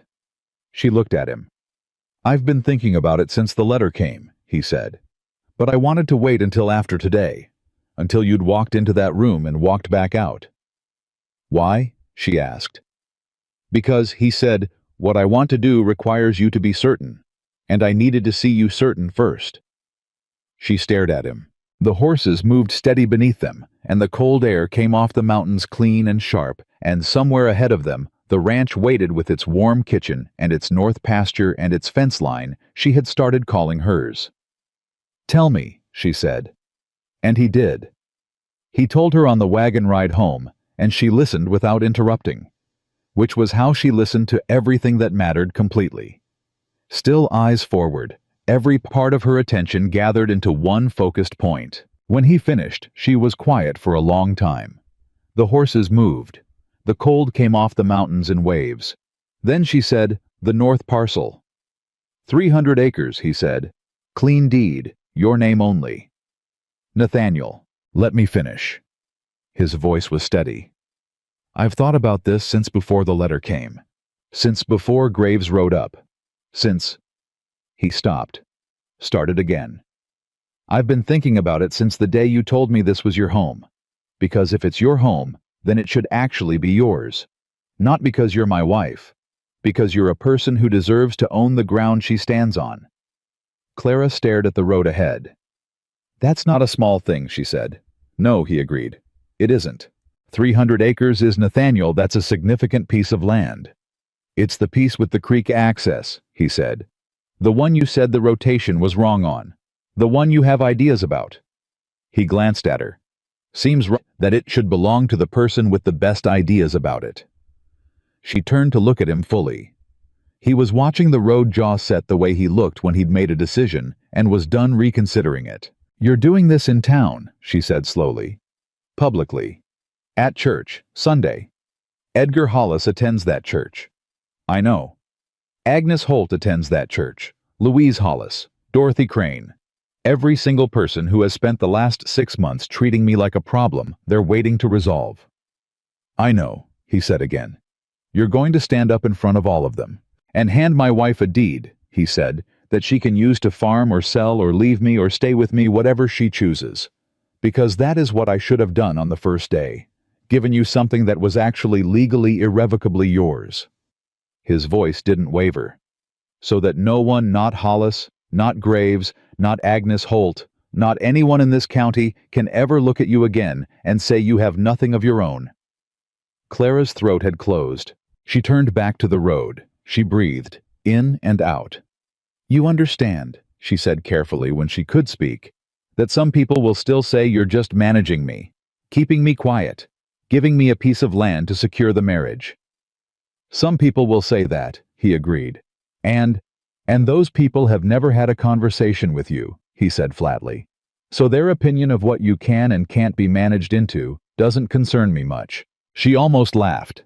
It came out of her unexpected a short, sharp exhale that was more surprised than amused. She pressed her fingers to her mouth. "Clara," he said. "Don't," she said. "Give me a minute." He gave her a minute. She spent it looking at the mountains going dark in the early winter light, and feeling the particular weight of a moment that changes the shape of everything before and after it. She'd had a few of those in the last year. The morning her father told her about the offer. The afternoon she walked into the church in the borrowed dress. The night she'd found the lock on her bedroom door. This was another one. "All right," she said finally. "All right? Sunday," she said. "I'll be there." "You'll be there," he repeated. "You'll be beside me." "I'm always beside you," she said, and the words came out more plainly than she intended, without the careful distance she usually maintained, and she felt the truth of them the moment they were out, undeniable and settled. Nathaniel said nothing, but she saw his hands relax on the reins. Just slightly. Just enough. The rest of the ride home was quiet, but it was the best kind of quiet, the kind that doesn't need filling. The next 3 days were the strangest she'd spent at the ranch. Not because anything dramatic happened. The opposite. The days moved with a particular crystalline clarity. the way days sometimes do when you know something is coming, and the waiting sharpens everything into focus. She noticed more. The way Nathaniel passed her the bread at breakfast before she reached for it, because he'd learned exactly when she wanted it. The way Hayes looked at her now when she came into the barn, not with the careful deference of the early weeks, but with the easy directness of a man who considers you a known quantity, a trustworthy one. The way the ranch itself felt different under her feet. Solid. Claimed. She spent Wednesday afternoon with the Ledgers. She hadn't asked permission. She'd simply gone into the study, sat down at the desk, and opened the books, because she'd been thinking about the north parcel rotation, and she needed to see the grazing records to confirm what she suspected. She was still there when Nathaniel came in. He stopped in the doorway, looked at her at his desk with his ledgers open in front of her. "The eastern section," she said without looking up. "You've been running 40 head through there since July. The grass won't recover before spring at this rate." He came in and stood across the desk looking at the ledger she had open. "Hayes said the same thing," he said. "Hayes was right." She pointed to a column. "If you pull 20 head to the creek pasture and let the eastern section rest from February through April, you'll have better yield by summer and you won't lose the topsoil." He looked at the numbers. He pulled out the chair across from her and sat down. "Show me," he said. She showed him. It took an hour running through 3 seasons of records cross-referencing rainfall logs he kept in a separate journal she found on the shelf behind the desk. He asked questions. Good ones, specific ones, the kind that told her he was actually thinking and not just nodding. When they were done, he sat back and looked at the ceiling for a moment. "You've been planning this since you got here," he said. "Since the 3rd week," she said honestly. "I noticed the grass condition when I was learning to ride." "Why didn't you say something?" She met his eyes. "Because in the 3rd week, I didn't know if you'd listen." He held her gaze. "And now?" "Now I know you will," she said. Something in that exchange settled between them like the last piece of something finding its place. "Clara," he said. "After Sunday." He stopped. "After Sunday," she said. "We're going to have a very different kind of conversation than the ones we've been having." He looked at her. "What kind?" She closed the ledger. She stood up. She looked at him across the desk with the lamp throwing its steady light between them and said, "The kind where we stop being careful with each other." He stared at her for a long moment. Then he said very quietly, "I've been waiting for that." "I know," she said. "I know you have." She went upstairs. She did not lock the door. Saturday night she couldn't sleep. Not from anxiety exactly. From the particular wakefulness that comes before something large, when the body understands that tomorrow is different, even before the mind has fully caught up. She lay in the dark and went through it methodically. What Nathaniel planned to do, what people would say, what it would mean. She thought about Agnes Holt's parlor. Louise Hollis's careful voice offering her escape. Dorothy Crane's practiced cruelty. All of it aimed at her like she was a lever to be moved. She thought about the women in this town who had watched her walk into that church in a borrowed dress and decided they knew everything there was to know about her before she'd spoken a word. She thought about being 19 and standing at that altar and looking for cruelty and finding something else entirely. She thought about a lock on a bedroom door. She thought about 2 words, "I choose to." At some point in the small hours, she heard Nathaniel's boots in the hallway.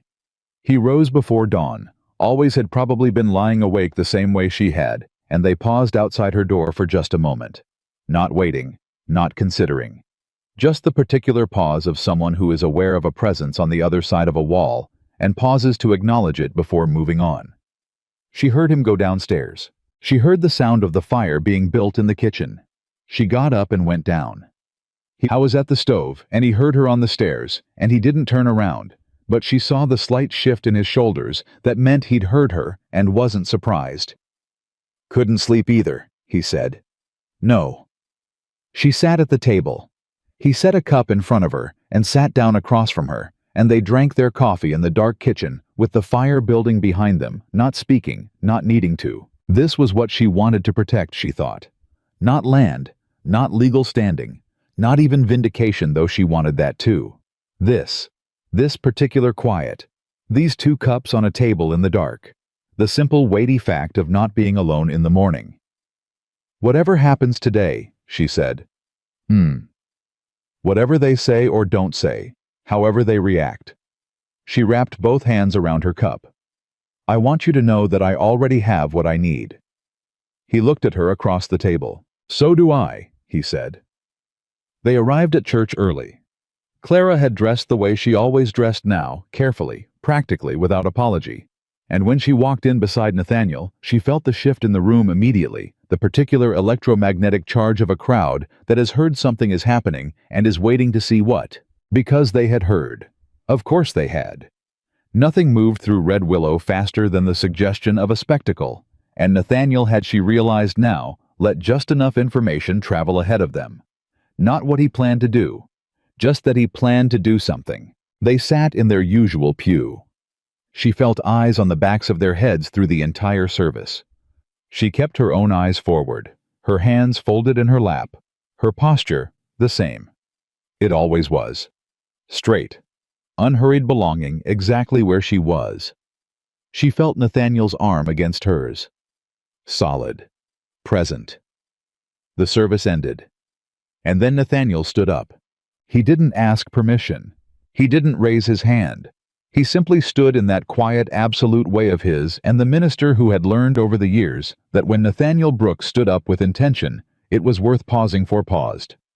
"If the congregation will permit me," Nathaniel said, "I have something to say." The church was immediately completely silent. Clara watched the faces.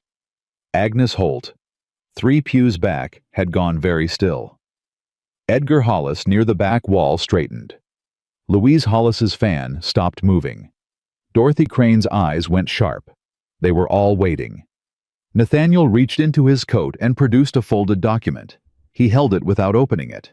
"When I married Clara Whitfield 6 months ago," he said, and his voice carried the way it always did, not loud but clear, filling the space without effort. "This town made a decision about what our marriage was. I heard what was said. My wife heard it. Our ranch hands heard it. Most of you said it loudly enough that it was hard to miss." Not a sound in the building. "You said she was bought," he said. "You said her father sold her. You said I acquired a wife the way I acquire cattle, and that she had nothing and owned nothing and was nothing more than a transaction." He let that sit for a moment. Clara kept her eyes on him. She did not look at Hollis. She did not look at Agnes. She watched Nathaniel, who was looking at the room with the particular steady attention of a man who has decided to tell a truth and is going to finish telling it. "I want to correct that record," he said. He opened the document. "This is a deed," he said. 300 acres on the northern section of Brooks land, adjoining the creek on the eastern boundary. Best grazing land in the county. Good water. Good soil." He looked at the room. "This land belongs to Clara Whitfield Brooks." A sound moved through the pews. Not quite a gasp. More like a collective breath. "She can farm it," Nathaniel said. "She can sell it. She can use it as collateral, or lease it, or let it sit. She can leave this marriage and take it with her. She can stay in this marriage and do whatever she sees fit with it." He paused. "Because my wife is not something I own. She is not a transaction. She is not a debt payment, or a kept woman, or a purchased bride." He looked at Clara. She met his eyes. "She is someone I am honored every single day to stand beside." He walked from his pew to hers and held the deed out to her. She took it. Her hands were steady. She hadn't known they would be, but they were. She held the deed and looked at it and felt its weight, not the paperweight, which was nothing but the other weight. The thing it meant. The permanence of it. The irrevocability. 300 acres. Hers. Not given as control. Not given as compensation. Given as acknowledgement. Given because a man who understood the difference between owning something and standing beside it had decided to make that difference visible in a way nobody in this county could ignore or misread or reduce to transaction. She looked up. Edgar Hollis's face was the color of old ash. Agnes Holt had her hand pressed to her throat. Dorothy Crane was staring at the deed in Clara's hands, with an expression that was trying very hard to be neutral and failing entirely. and in the back of the church, standing against the wall where he'd slipped in during the service without anyone noticing, was Robert Graves, and his face told Clara everything she needed to know about how thoroughly this had dismantled whatever he and Hollis had been building. She stood up. She had not planned to speak. Nathaniel had not asked her to, but she was standing before she'd decided to stand, and the room was looking at her, and she found she had things to say that had been waiting a long time for the right moment. "I came to this town at 19 in a borrowed dress," she said. Her voice was clear, steady. "And most of you decided who I was before I opened my mouth." The silence was absolute. "You decided I was desperate. You decided I was purchased. You decided that a girl whose father was in debt had no dignity worth protecting and no future worth considering." She looked at the room without flinching. "Some of you went further than that.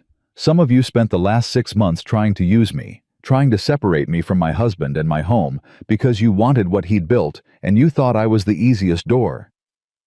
She felt Nathaniel beside her, not touching her, just there. "You were wrong about all of it," she said. "I am not desperate. I am not purchased. I am not a door or a lever or a weakness." She held up the deed. "I am a woman who owns 300 acres of the finest land in this county and who has plans for every inch of it." A sound moved through the church that was different from the one before. "And I am a woman," she said, "who chose this marriage. Not because I had no options, because I looked at the man standing beside me and I decided he was worth choosing." She sat back down. The room erupted. Not in chaos, in the particular explosion of a crowd that has been holding its breath and can't any longer the rush of whispers and turned heads and the creaking of pews as people shifted to look at each other, at her, at Nathaniel, at Hollis, at the deed in her hands. Nathaniel sat down beside her. His knee was an inch from hers. "You weren't supposed to speak," he said quietly, in a voice only she could hear. "I know," she said. "It was better that you did." "I know that too." He looked at her with that expression she had spent months cataloging and had finally stopped pretending she didn't understand. It was the look of a man who had been lonely for a very long time and had found in the most unexpected of circumstances someone whose company made the world feel different in size. She reached out and put her hand on top of his there in the pew in front of the whole congregation of Red Willow, Colorado. He turned his hand over and held hers. The whispers in the room continued. Neither of them paid attention to them. Edgar Hollis left before the minister could offer a closing prayer. Clara watched him go from the corner of her eye and felt nothing about it except a clean, uncomplicated relief. Robert Graves had disappeared before Nathaniel finished speaking. Agnes Holt stayed because Agnes Holt was too invested in appearing unaffected to leave, but her face had the look of someone recalculating everything. Dorothy Crane waited until most of the congregation had filtered out before she came forward. Clara watched her approach and braced quietly. Dorothy stopped in front of them. She looked at Clara. She looked at the deed still in Clara's left hand. She looked at their joined hands. Then she said something Clara had not expected. "I owe you an apology," Dorothy said. Her voice was stiff with the particular effort of a person doing something they've decided to do, even though it's hard. "What I said at the church gathering that was wrong of me, and what I said before that, and what I allowed Agnes to organize." She stopped, breathed. "I told myself I was concerned about you. I wasn't. I was repeating what the Hollises wanted repeated and dressing it up as concern." She met Clara's eyes. That was wrong. Clara looked at her for a moment. "Yes," she said. "It was." Dorothy nodded once, accepting that. She looked at Nathaniel. "Mr. Brooks." Then she turned and walked out. Clara watched her go. "That," Nathaniel said quietly, "is going to cost her something in certain social circles." "Yes," Clara said. "It is." "She did it anyway." "She did," Clara agreed. She thought about the particular courage required to correct yourself publicly in a town where people remembered everything. It wasn't nothing. It wasn't enough to erase the months of harm, but it wasn't nothing. "People can surprise you," she said. Nathaniel looked at her. Some of them. They stayed in the church a few minutes longer, letting the crowd clear. The minister came to speak to Nathaniel, a brief, warm exchange that told her the minister had not been unaware of what was happening and was not entirely displeased by the outcome. When they finally walked out, the town was still moving and buzzing around them, and Clara felt the change in it, the subtle seismic shift that happens when a narrative that everyone has agreed to believe gets publicly dismantled. Some people would resist it. Some would revise themselves. Some, like Dorothy Crane, would do the hard thing. It wasn't resolution. She'd known better than to expect resolution from one Sunday in a Colorado church. But it was something real and permanent that nobody could take back. She still had the deed in her hand. She folded it carefully and tucked it inside her coat against her chest. Nathaniel noticed. "Safe place," he said. "Safest I have," she said. They walked to the wagon. Hayes was there. She hadn't known he'd come to town, hadn't known he'd been sitting in the back of the church until she saw him by the horses. Arms crossed the expression on his weathered face, something between satisfaction and fierce, quiet pride. He looked at her. "Told Mr. Brooks 6 months ago," he said, "that the woman who guided that horse without pulling was going to be something." Clara stared at him. "You told him that?" Hayes shrugged. He agreed. She looked at Nathaniel. He had his hat in his hands, and the Colorado winter light on his face, and the expression of a man who was not remotely apologetic about it. "You talked about me," she said. "Hayes talks about everyone," Nathaniel said. "I just happen to agree with him." She shook her head. But she was smiling, and she let herself smile because there was nobody here who didn't deserve to see it. She climbed up into the wagon. Nathaniel took his place beside her. Hayes mounted his own horse and fell in behind them as they started down the main street of Red Willow, and Clara sat up straight with the deed folded against her heart and let the town watch them go. Some people on the boardwalk looked away. Some didn't. One woman older, someone Clara knew only by sight, gave her a small decisive nod as they passed, the kind of nod that says, "I see you," without needing any other words. Clara nodded back. They were clear of town and into the open road before Nathaniel said anything. "What are you going to do with it?" he asked. "The land. The land." She'd been thinking about it since he told her his plan on the wagon Thursday, turning it over and examining it the way you examine something valuable, carefully without rushing. "First," she said, "I'm going to fix the eastern section's grazing rotation, like I showed you in the ledger. And after that, she said, "I want to plant something." He glanced at her. "What?" "I'm not sure yet," she said. "Something that takes a long time to grow." She looked at the road ahead. "Something I'll still be here to see." The silence after that was warm and whole, and Nathaniel did not fill it, which was exactly right, and the horses carried them home through the Colorado winter, with the deed folded against her chest, and her hand no longer cold, and the ranch appeared ahead of them between the hills, the way it always did, solid waiting hers. She thought about the fence on the north side of the property, the one she'd told him she wanted to keep standing because she wanted to remember the day she chose to cross it. She thought about the lock on her bedroom door, which had been there since the first day, and which she had not used in over a month, and which she had stopped thinking about because she didn't need it the way she'd needed it then, not because she was less safe, but because she was more certain. She thought about 19-year-old Clara Whitfield in a borrowed dress in a church full of whispers, looking for cruelty and finding something she hadn't prepared for. She thought about how unprepared she'd been for all of it. For the quiet kindness. For the man who listened. For the way a home could grow from nothing, from desperation and debt and a transaction. Everyone agreed was shameful, into something that felt on a cold Sunday in December, with a deed against her heart, and a warm shoulder an inch from hers, on a wagon seat, like the most solid thing she had ever stood on. She was not the same person who had torn that veil off her own head in the dust. She was someone who had built herself into something new here on this land beside this man. And tomorrow she was going to go look at her 300 acres and start deciding what to plant. That night after supper, after the dishes, after the fire had settled low in the hearth, Clara came downstairs in the quiet of the house and found Nathaniel in the sitting room with a book he wasn't reading. She could tell by the way his eyes were fixed somewhere past the page. She sat in the chair across from him. He looked up. "Ask me," she said. He looked at her steadily. Ask you what? Whatever it is you've been not asking, she said. For months. Ask it. He set the book down. He looked at his hands for a moment, then at her. Are you happy? He asked. It was so simple, so direct, so entirely like him. She thought about it honestly, the way she did everything without softening, without performance. I'm becoming happy, she said. I think that's more honest than saying I am, but I'm becoming it. She met his eyes. Is that enough? He held her gaze for a long moment. More than enough, he said quietly. She nodded. She stood up. She stopped at the doorway. Nathaniel, she said. The book on the side table, she said.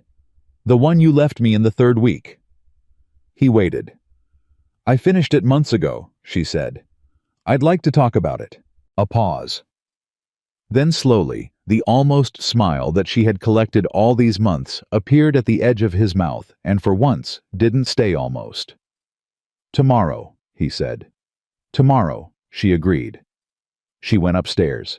She did not look at the lock. She didn't need to. The book they'd talked about was a novel about a woman who walked across a continent alone and arrived somewhere she hadn't been looking for.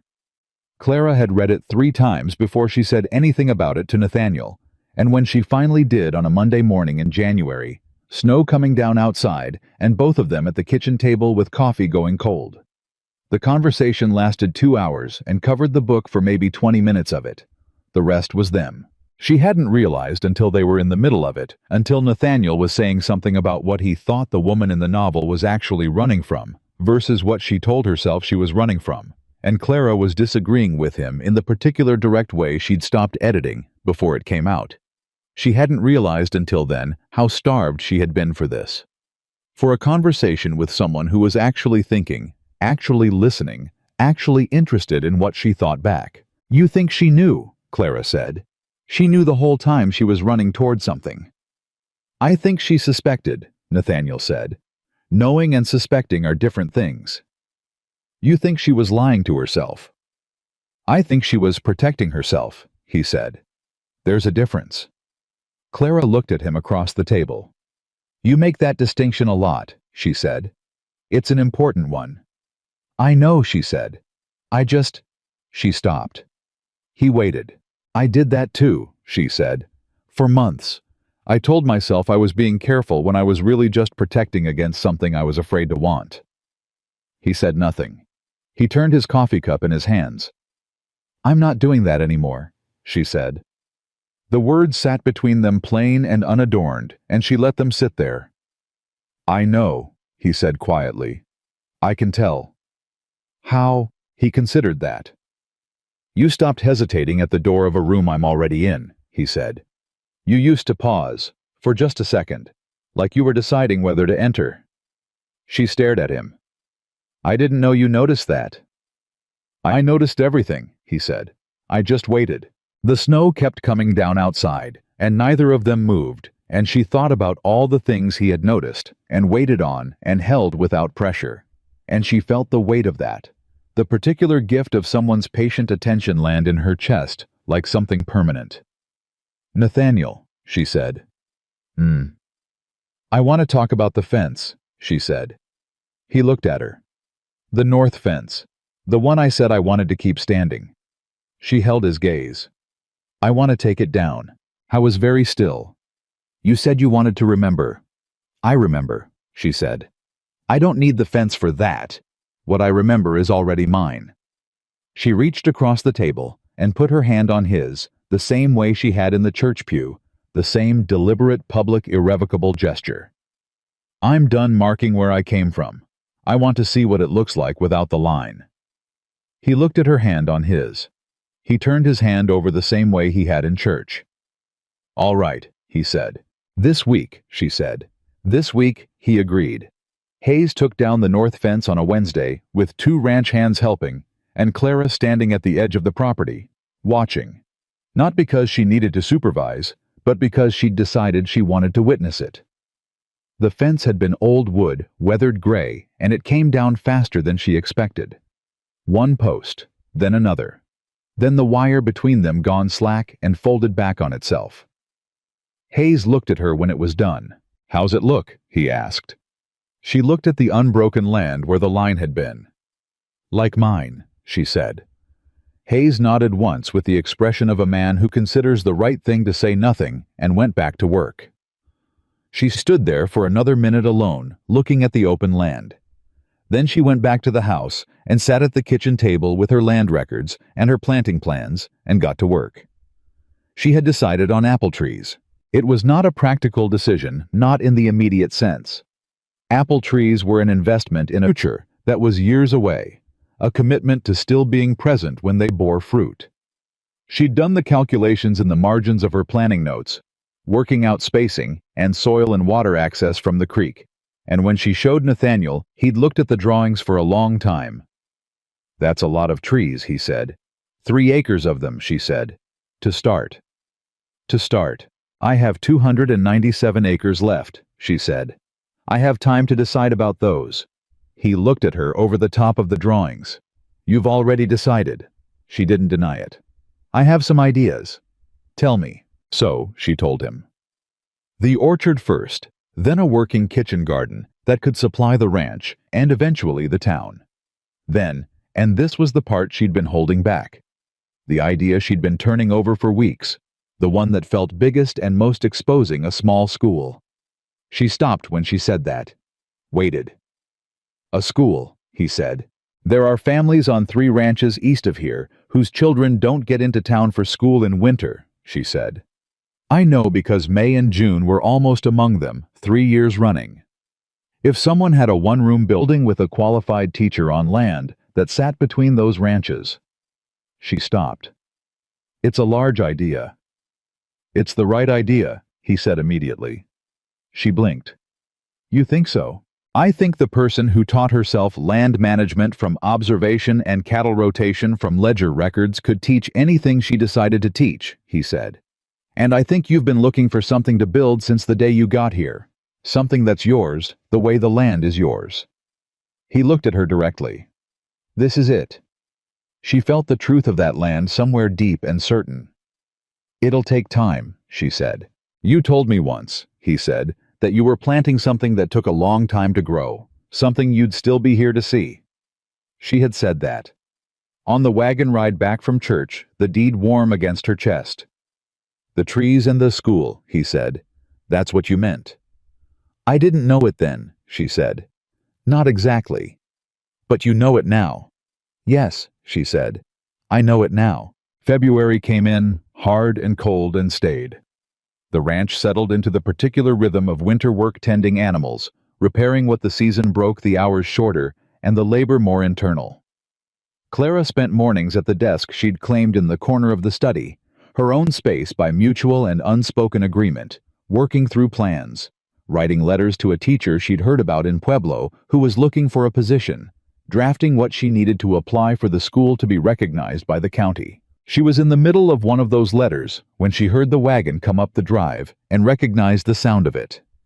Her father. She hadn't been expecting him. She went to the door and opened it, and Earl Whitfield was climbing down from his wagon with his hat in his hands, and the particular expression she knew from December, when he'd done the hard thing on the porch, the apologetic, unsettled expression of a man who has decided to say something honest. "Papa," she said. "Clara." He looked past her at the house. "I should have written first." "Come in," she said. She made coffee. She sat him at the kitchen table. Nathaniel was in the south barn, and she didn't send for him because she could tell this was something Earl needed to say to her, not to them. Earl sat with his coffee and didn't drink it. He turned the cup in his hands.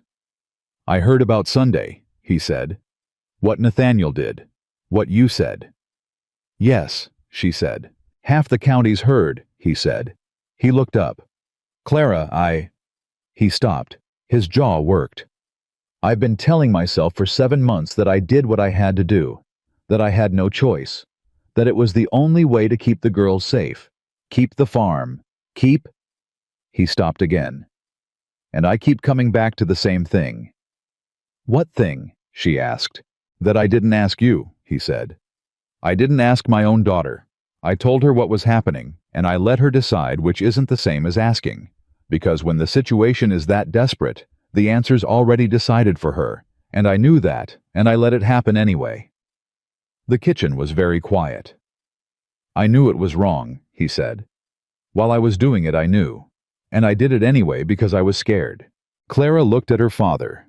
At the man who had worked himself to ruin trying to hold the same land his own father had held, who had watched his wife die and done his best with daughters.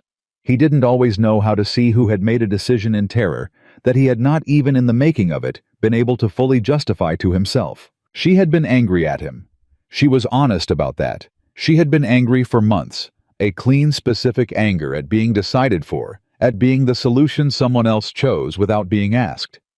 She was still a little angry, but she was also sitting in her own kitchen on her own land, in a life she had built from that impossible starting point into something she would not trade. "I know," she said. "I know you knew." He flinched. "And I know you were scared," she said. "And I know you were trying to protect May and June and yourself and the farm and all the things Mama worked for." She met his eyes. "And I'm going to tell you something that I need you to actually hear." He looked at her. "I'm all right," she said. "I'm more than all right. I'm Papa. I'm building something here that I didn't know I had the capacity to build. I have land of my own and plans, and a man who listens to me and respects me and—" She stopped, breathed. "I am not the sacrifice you thought you made. I want you to know that." Earl's eyes had gone wet. He pressed his hand over his mouth. "But," Clara said, and her voice stayed steady because this was the part that mattered, "you should have asked me, even knowing what the answer had to be. Even if nothing could have changed. You should have looked at me and asked." She reached across the table and put her hand over his. "That's what I needed from you. And you didn't give it to me." He nodded. He couldn't speak for a moment. "I'm sorry," he managed. "Clara, I am sorry." I know," she said. "I've known for a while." She let him sit with it. She didn't take it away from him, didn't soften it, didn't tell him it was fine when it wasn't entirely fine yet. But she held his hand across the table and let him feel the full weight of it, because that was what honesty between people who loved each other required. When Nathaniel came in from the barn an hour later, he found them at the table with the coffee gone cold, and Earl talking about May's reading and June's growing interest in the horses, and he read the room the way he read everything accurately without needing it. Explained, and he poured fresh coffee and sat down and joined the conversation without a word about anything that had come before. Earl left in the late afternoon. He hugged Clara at the door the way he hadn't since before her mother died with his full weight in it, and she let him, and she patted his back twice, and that was enough. She stood on the porch and watched him drive away. Nathaniel came to stand beside her. "Better?" he asked. "Getting there," she said. He nodded. She looked at the land. Her land. The north section unbroken now, no fence line cutting through it, just open ground running to the creek. "The apple trees come in 2 weeks," she said. "The nursery in Colorado Springs confirmed it." "I know," he said. "I arranged the transport." She turned to look at him. "I didn't ask you to do that." "You mentioned the timing was a problem," he said. "I had a wagon going to the Springs anyway." She looked at him for a moment. "Nathaniel," she said. "Stop being so reasonable," she said. "It makes it very hard to find things to argue about." He looked at her with that full, unconstrained expression she'd been collecting for a year and had finally stopped pretending she was collecting, the one that was warm and steady and entirely focused on her. "We'll find something," he said. "We will," she agreed. She went inside, but she turned at the door because there was one more thing. There was always one more thing with this man. She was learning one more layer to get to. "Nathaniel, when you stood up in that church, when you said—" She stopped. He waited. "Were you afraid?" she asked. "That I'd take the deed and leave?" He was quiet for a moment. A real considering moment. "Yes," he said. "But you did it anyway." "Yes." "Why?" He looked at her with the directness that had stopped surprising her and started feeling like the most reliable thing she knew. "Because the deed wasn't given to keep you," he said. It was given because you deserved to have it. What you chose to do with it was always going to be yours. A pause. That's the difference between owning something and loving someone. The word sat in the air between them the first time either of them had used it directly out loud, aimed at the other person. She felt it land. "I know," she said softly. She went inside, and she heard him come in behind her, and neither of them said anything else about it that night, because some things don't need more words once the right one has finally been said. March came, and the apple trees arrived. 47 saplings, bare root and bundled unloaded from the Brooks wagon by Hayes and 2 ranch hands under Clara's direction. She had the holes already measured, already marked the spacing. Precise according to the plan she'd worked out in the margins of her notebook over 3 weeks of winter evenings. She planted the first one herself. She insisted on it. Nathaniel stood nearby and did not offer to help, which was right, because he understood that this particular act needed to be hers alone. She got down in the cold March earth and set the root ball herself and pressed the soil back herself and stood up with dirt on her knees and her hands dark with it. She looked at the small bare thing standing in the opened ground. "They won't produce for 5 years, Hayes said from behind her. 7, she corrected. "Maybe 8 the first good crop." "That's a long commitment." "Yes," she said. "It is." She picked up her shovel and moved to the next marked spot. They planted all 47 in one day.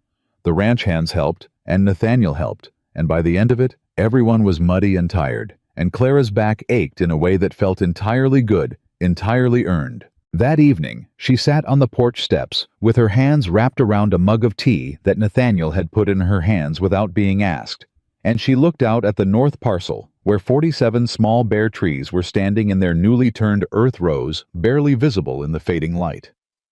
7 years. She was 20 years old, and she had just planted something she planned to still be here to see bear fruit when she was 27. That was not a small decision.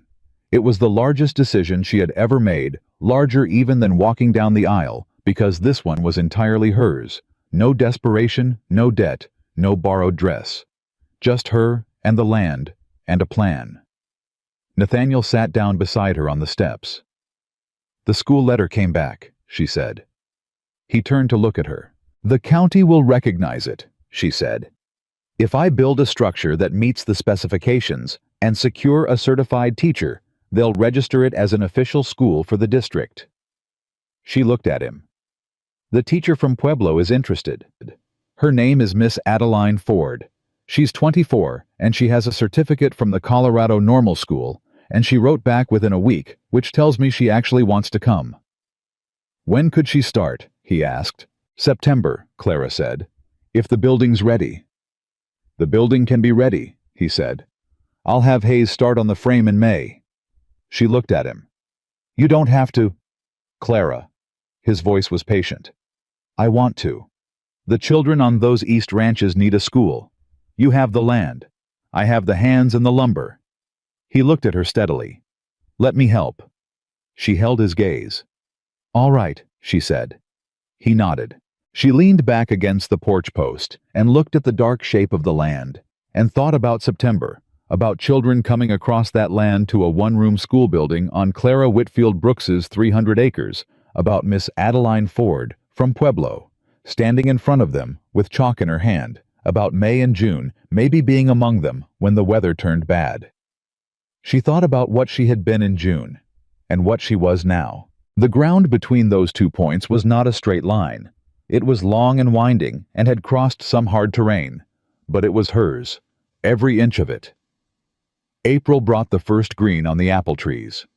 She saw it on a Tuesday morning, the faintest, most tentative green at the tips of the branches. Barely there, a beginning so small you could miss it if you weren't looking for it. She walked the whole row of 47, checking each one, and all but 2 had that first green. She went straight back to the house and found Nathaniel in the study. "The trees," she said. He looked up. "They're coming," she said. He stood up without another word and walked with her out to the north parcel and looked at the trees. He stood beside her, and they both looked at 45 tiny shoots of green on 45 bare branches in the April morning. He didn't say anything for a long time. Then he said, "You were right about the soil." "I know," she said. "And the water access." "I know." "Clara," he said. "I need to tell you something," he said. "And I want you to hear all of it before you respond." She looked at him. "All right." He turned to face her, and his expression was the most open she had ever seen it. Not the careful, steady openness he'd practiced for years. The functional openness of a man maintaining equilibrium. This was different. Unguarded.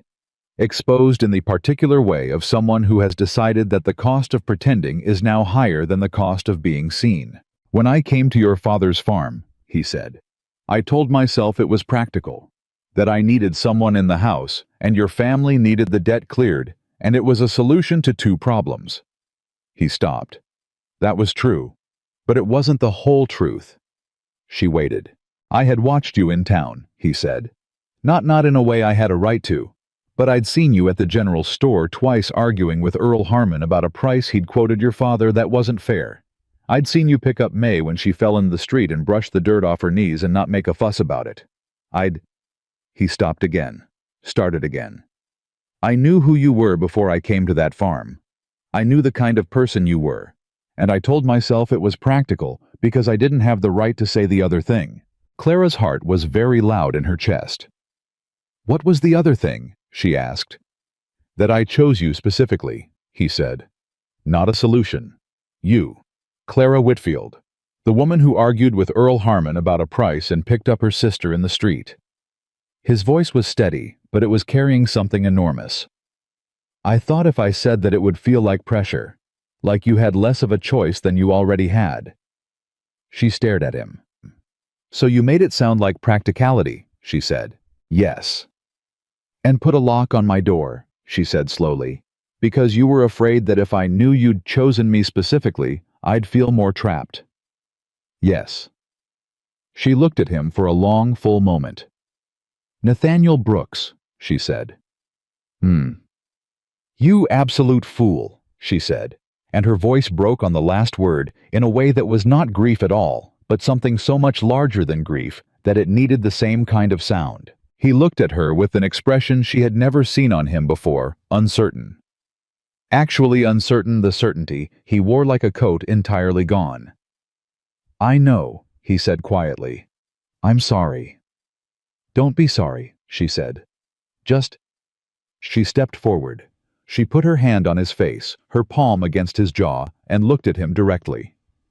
"You chose me, before the debt, before the arrangement, before any of it."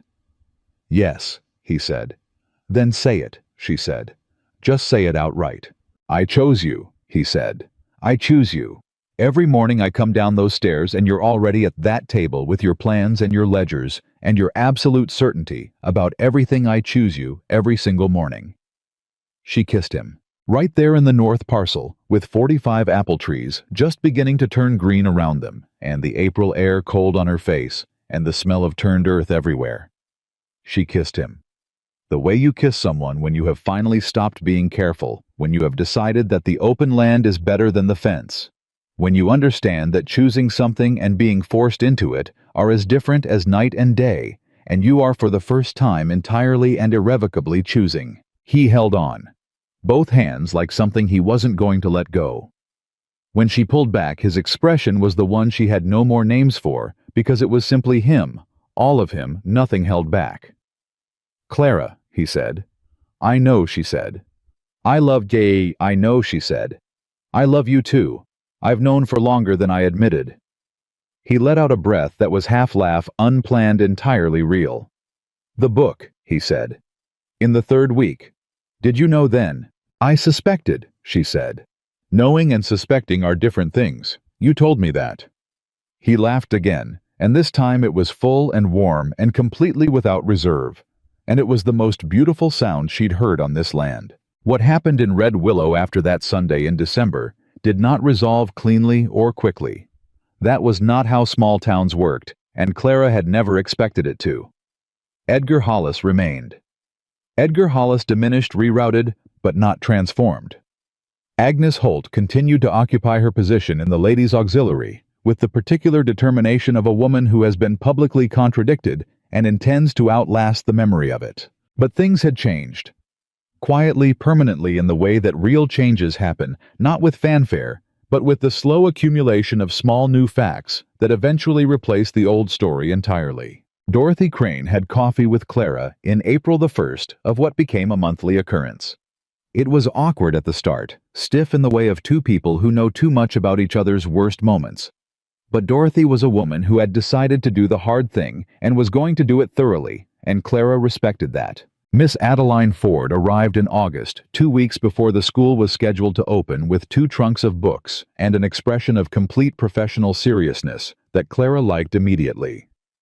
"You built this," Adeline said, standing in the doorway of the one-room schoolhouse on the north parcel. "We built this," Clara said, which was true. Hayes and the ranch hands had built the frame and walls. Nathaniel had sourced the lumber and the stove. Clara had designed the layout and ordered the materials and negotiated the county registration and found Adeline Ford in the first place. "How many students?" Adeline asked. 12 confirmed, Clara said. "Probably more by October when the families see it working." Adeline nodded. She stepped inside. She looked at the rows of desks, the chalkboard, the books lined on the shelf Clara had built herself in a February afternoon when the plans felt too abstract and she'd needed to build something physical. "Mrs. Brooks," Adeline said. "Clara," she said. "Clara." Adeline looked at her with the particular directness of a young woman who had fought for her own credentials and recognized someone who had fought for something too. "Who taught you to think like this?" Clara thought about it. About her mother, who had run the Whitfield household with the quiet efficiency of someone who understood that a home was also a system. About Earl Harmon at the general store, whose incorrect prices had made her learn to calculate faster than he could. About Nathaniel's ledgers open on the desk in front of her the first time she'd sat in his study and made sense of them. About Hayes and the lead rope, and the difference between pulling and guiding. A lot of people, she said. None of them meant to. The school opened on a Monday in September, with 14 students, and Adeline Ford at the chalkboard, and Clara standing at the back of the room watching. And she thought about 19-year-old Clara Whitfield, who had been decided for, who had stood in a borrowed dress in a church full of judgment, who had locked her bedroom door to remember she was a person. That girl had gotten here, not despite what had happened to her. Not in spite of the borrowed dress and the debt and the transaction and the town's contempt. Through it, using it, turning every piece of the wreckage into something that would stand. She walked home across her own land in the September morning. The apple trees now 3 feet tall and leafed out and green and entirely alive. The school building behind her, with the sound of Adeline Ford's voice carrying through its new walls, the ranch house ahead of her, with Nathaniel's boots already on the porch. He saw her coming. He stood up from the chair. She walked to him, and he put his arm around her, and they stood together on the porch of a house that had been silent for 8 years and was silent no longer. And she thought about the fence she'd taken down, and the trees she'd planted, and the school she'd built, and the man beside her who had chosen her specifically, and told her so late, and she had kissed him in a field of new green, and told him she already knew. She thought about choice, about what it meant to have it, and to use it, and to build a life from it, one deliberate act at a time, starting from the worst possible starting point, and arriving somewhere she would not have believed was possible, on the morning she pinned that last button on a dress that didn't belong to her. She thought about something she wanted to say, and had been saving for the right moment, the way she saved certain things now, not because she was protecting herself from them, but because they deserved the weight of the right moment. "Nathaniel," she said. He looked down at her. "I want to tell you something." "Tell me," he said. "The day you put the lock on my door," she said. "I sat on the edge of that bed for a long time, and I thought for just a moment that maybe being forced into something didn't always mean losing yourself inside it. That maybe you could walk through the worst kind of beginning and come out on the other side of it with more than you started with." She looked up at him. "I didn't believe it then, not fully, but I thought it." "And now?" he asked. She looked at her land, at the trees, at the school building with its straight new walls, At the creek running through the east section, the way she'd redirected it 3 months ago because the rotation needed it. At everything she had built from the ground of the worst year of her life. "Now I know it," she said. He held her tighter, and the woman who had come to this land with nothing but a borrowed dress and a locked door and a 19-year-old heart that was still underneath all the fear, entirely unbroken. That woman stood on her own porch beside the man she had chosen freely on the land she owned in her own name, within sight of the school. Her students would remember their whole lives, and she felt the full, solid, permanent weight of a life built by choice. Not rescued, not purchased, not arranged or assigned or given. Built. By her own 2 hands on her own ground in her own time. And it was without question entirely